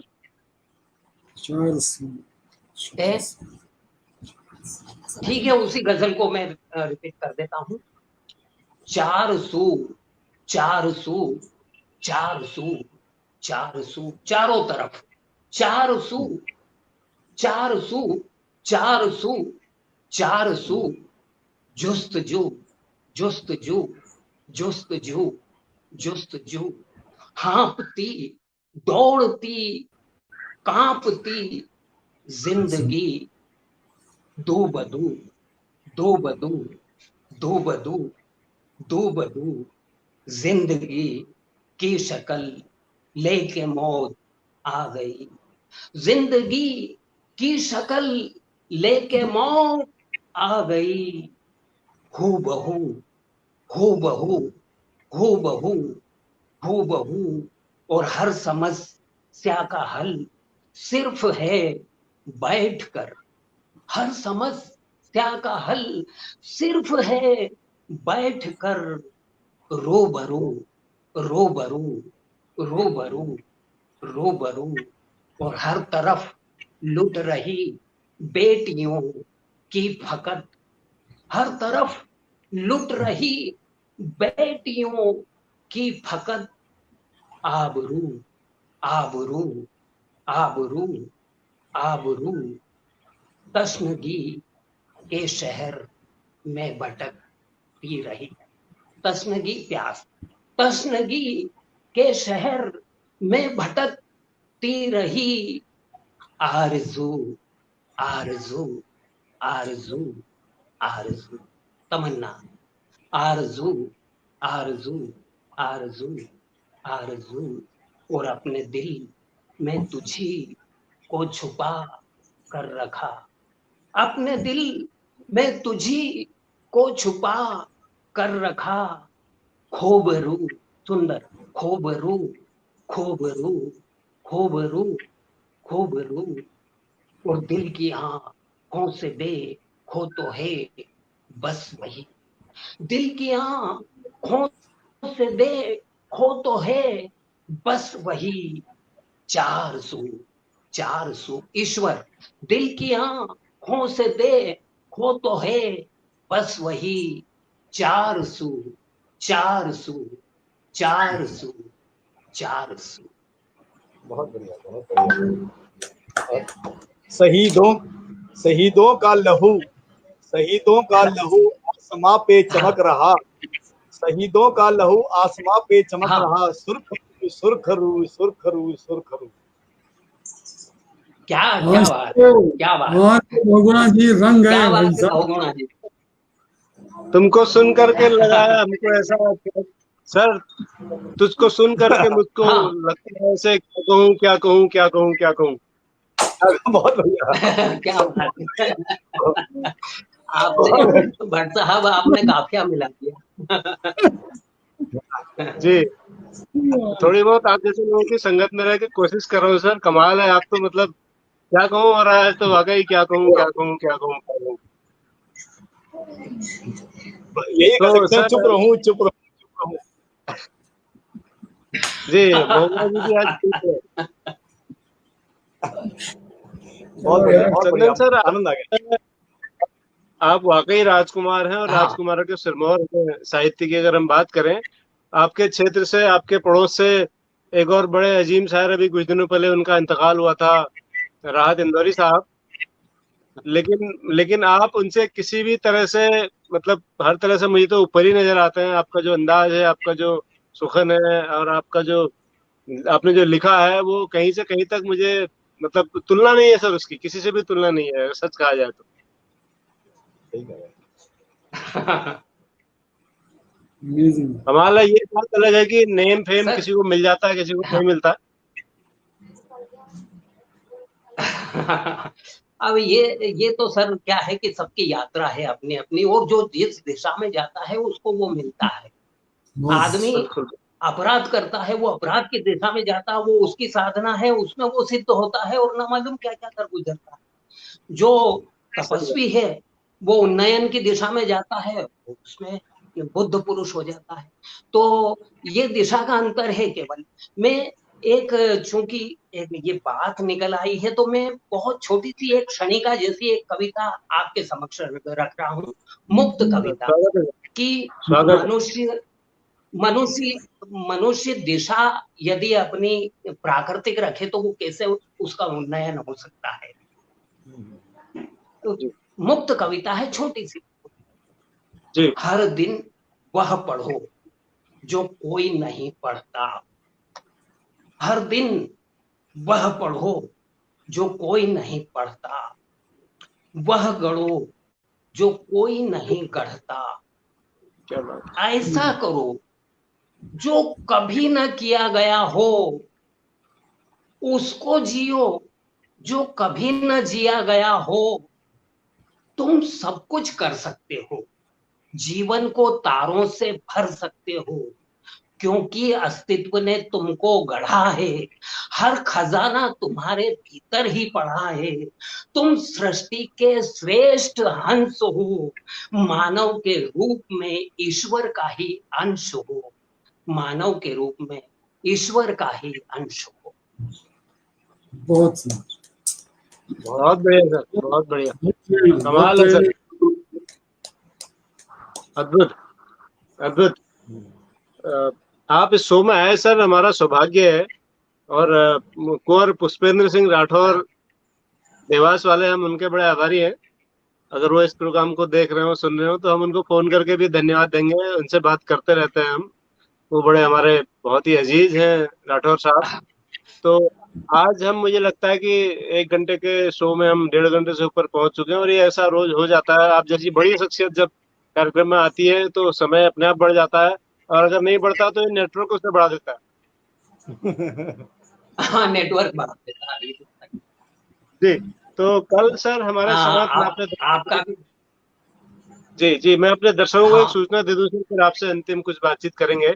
तो दर्शकों, कल शाम ठीक हाँ 7 बजे आज हम मध्य प्रदेश के देवास में हैं, और कल हम पहुंच जाएंगे गुजरात। कल फिर से हम गुजरात होंगे, और गुजरात से हमारे साथ होंगे कल एक नए मेहमान, जिनका नाम है दिनेश ओझा। दिनेश ओझा साहब संगीत के आचार्य हाँ हैं, बहुत अच्छे संगीत के शिक्षक हैं। कल हम उनसे गुजरात के लोक संगीत और शास्त्रीय संगीत और सुगम संगीत की बहुत सारी स्वर लहरियां, राग रागिनियां सुनेंगे, और संगीत के बारे में जानेंगे दिनेश ओझा साहब से। ठीक 7 बजे आप हमारे साथ कल भी जुड़िएगा। 89वां एपिसोड है। और अब हम थोड़ा बैटिंग में क्वालिटी हमारी अच्छी होते जा रही है, क्योंकि शतक के नजदीक है हम। तो आज के शो और पिछले जो कुछ शो गए हैं, आपने देखा होगा कि जब बैट्समैन शतक के नजदीक होता है तो बहुत संभल संभल के खेलता है, कहीं आउट ना हो जाए। तो हमारा भी ऐसा ही हाल है। हमारा भी ऐसा ही हाल है, बहुत संभल संभल के बैटिंग कर रहे हैं हम, और ऐसे ऐसे हीरे हमारे शो में आ रहे हैं कि हम खुद अभिभूत हैं, गदगद है। और इससे पहले के जो शो हैं 87 शो, वो अगर आप देखना चाहते हो, जो लोग, बहुत सारे लोग आज नए दर्शक हमसे जुड़े हैं, तो हमारा यूट्यूब चैनल है विविधा। आप यूट्यूब पर उसको सर्च करिए, उसको सब्सक्राइब कीजिए, अपने मित्रों को भी कहिए कि उसको सब्सक्राइब करें। और पिछले जो ऐसे ही चमत्कारिक शिक्षक, हमारे सरकारी और असरकारी शिक्षकों का शो है, मैंने आपसे पहले भी कहा, इस शो में हम उन शिक्षकों को आमंत्रित करते हैं जो सरकारी होते हैं और असरकारी होते हैं। तो असरकारी कैसे हैं आपने देख लिया आज के शो में, कितने असरकारी हैं हमारे शिक्षक। तो कल हम ओझा साहब के साथ होंगे, और आप अगर पुराने एपिसोड देखना चाहते हो तो विविधा को सब्सक्राइब करें, शेयर करें, लाइक करें। इसके साथ ही मैं हमारे आज के मेहमान, उनको एक बार और बोलना चाहूंगा, वो हमारे अतिथियों से रूबरू, हमारे दर्शकों से रूबरू हों। और हम दर्शकों की ओर से, जोशी सर की ओर से और बहुगुणा सर की ओर से आपको धन्यवाद देते हैं। चंदन सर, आपकी बारी। आपका आप सबका भी बहुत धन्यवाद। मुझे आपने सुना और मुझे कहीं ना कहीं आपने प्रोत्साहित किया, इसलिए आप सबका धन्यवाद। और इस अवसर पर आपका ये जो कार्यक्रम है निरंतर प्रगति करता रहे, ऐसी शुभकामनाएं देता हूँ।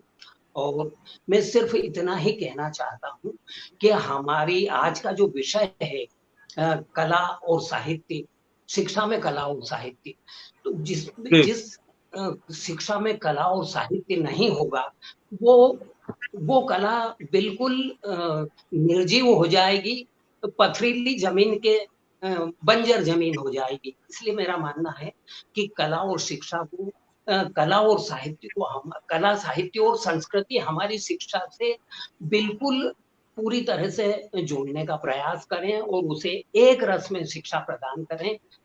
इसी शुभकामनाओं के साथ मैं आपको पुनः धन्यवाद देता हूँ। बहुत बहुत धन्यवाद। स्वास्थ्य का ध्यान रखिएगा, इस डिफिकल्ट टाइम में स्वास्थ्य का, परिवार का ध्यान रखिएगा। हाँ, बिल्कुल बिल्कुल बिल्कुल। आप देश की संपत्ति, मैंने कहा देश की संपत्ति है, देश की संपत्ति है आप केवल मध्य प्रदेश तक सीमित नहीं है, देश की संपत्ति। ये तो आप हर नागरिक देश की संपत्ति है, ये तो आपकी भावना है। चलिए, अच्छी बात। बहुगुणा जी, आप कुछ कहना चाहेंगे? नहीं नहीं नहीं, क्योंकि आपके भाव पता नहीं लग रहे हैं, चश्मे की वजह से आपकी आंखें हम देख नहीं पा रहे हैं। तो वो आँख पे मेरे को दिक्कत हो रही है, उसमें बहुत चमक से दिक्कत हो रही है मुझे असल में। जी जी जी। शुरुआत में मुझे लगा आप किसी फिल्म की शूटिंग के लिए जाने वाले हैं आज, तो बाद में समझ में आया कि आंखों की प्रॉब्लम है। आँख की दिक्कत है, ये रुमाल रखा हुआ है, बार बार पूछना पड़ रहा है। जी जी जी। तो सर, चंदन सर, आप वाकई चंदन हैं। पूरा हिंदुस्तान आपकी खुशबू से महक रहा है आज, और ये भीनी भीनी खुशबू ऐसे ही बरकरार रहे। और चंदन में भी राजकुमार है सर आप। ये आपके भाव हैं। तो बहुत बहुत धन्यवाद सर आपका। कल शाम मुझे उम्मीद है कि आप भी हमारे साथ हमारे आने वाले एपिसोड देखेंगे और हम सबको आशीर्वाद देंगे, हम सबको शुभकामनाएं देंगे, अपनी टिप्पणियों के माध्यम से अपने संपर्क पहुंचाएंगे, और फेसबुक में हमसे जुड़े रहेंगे। तो आपका पुनः आभार सर, नतमस्तक हैं आपके आगे। और हम सौभाग्यशाली हैं आज आपसे रूबरू हुए। कल शाम तक के लिए हमें अनुमति दीजिए। कल शाम ठीक 7 बजे गुजरात से दिनेश ओझा जी हमारे साथ होंगे, संगीत के आचार्य। तब तक के लिए नमस्कार, शुभ रात्रि, जय हिंद, और हिमालय दिवस की सबको शुभकामनाएं। हिमालय रहेगा तो हम रहेंगे। जय हिंद।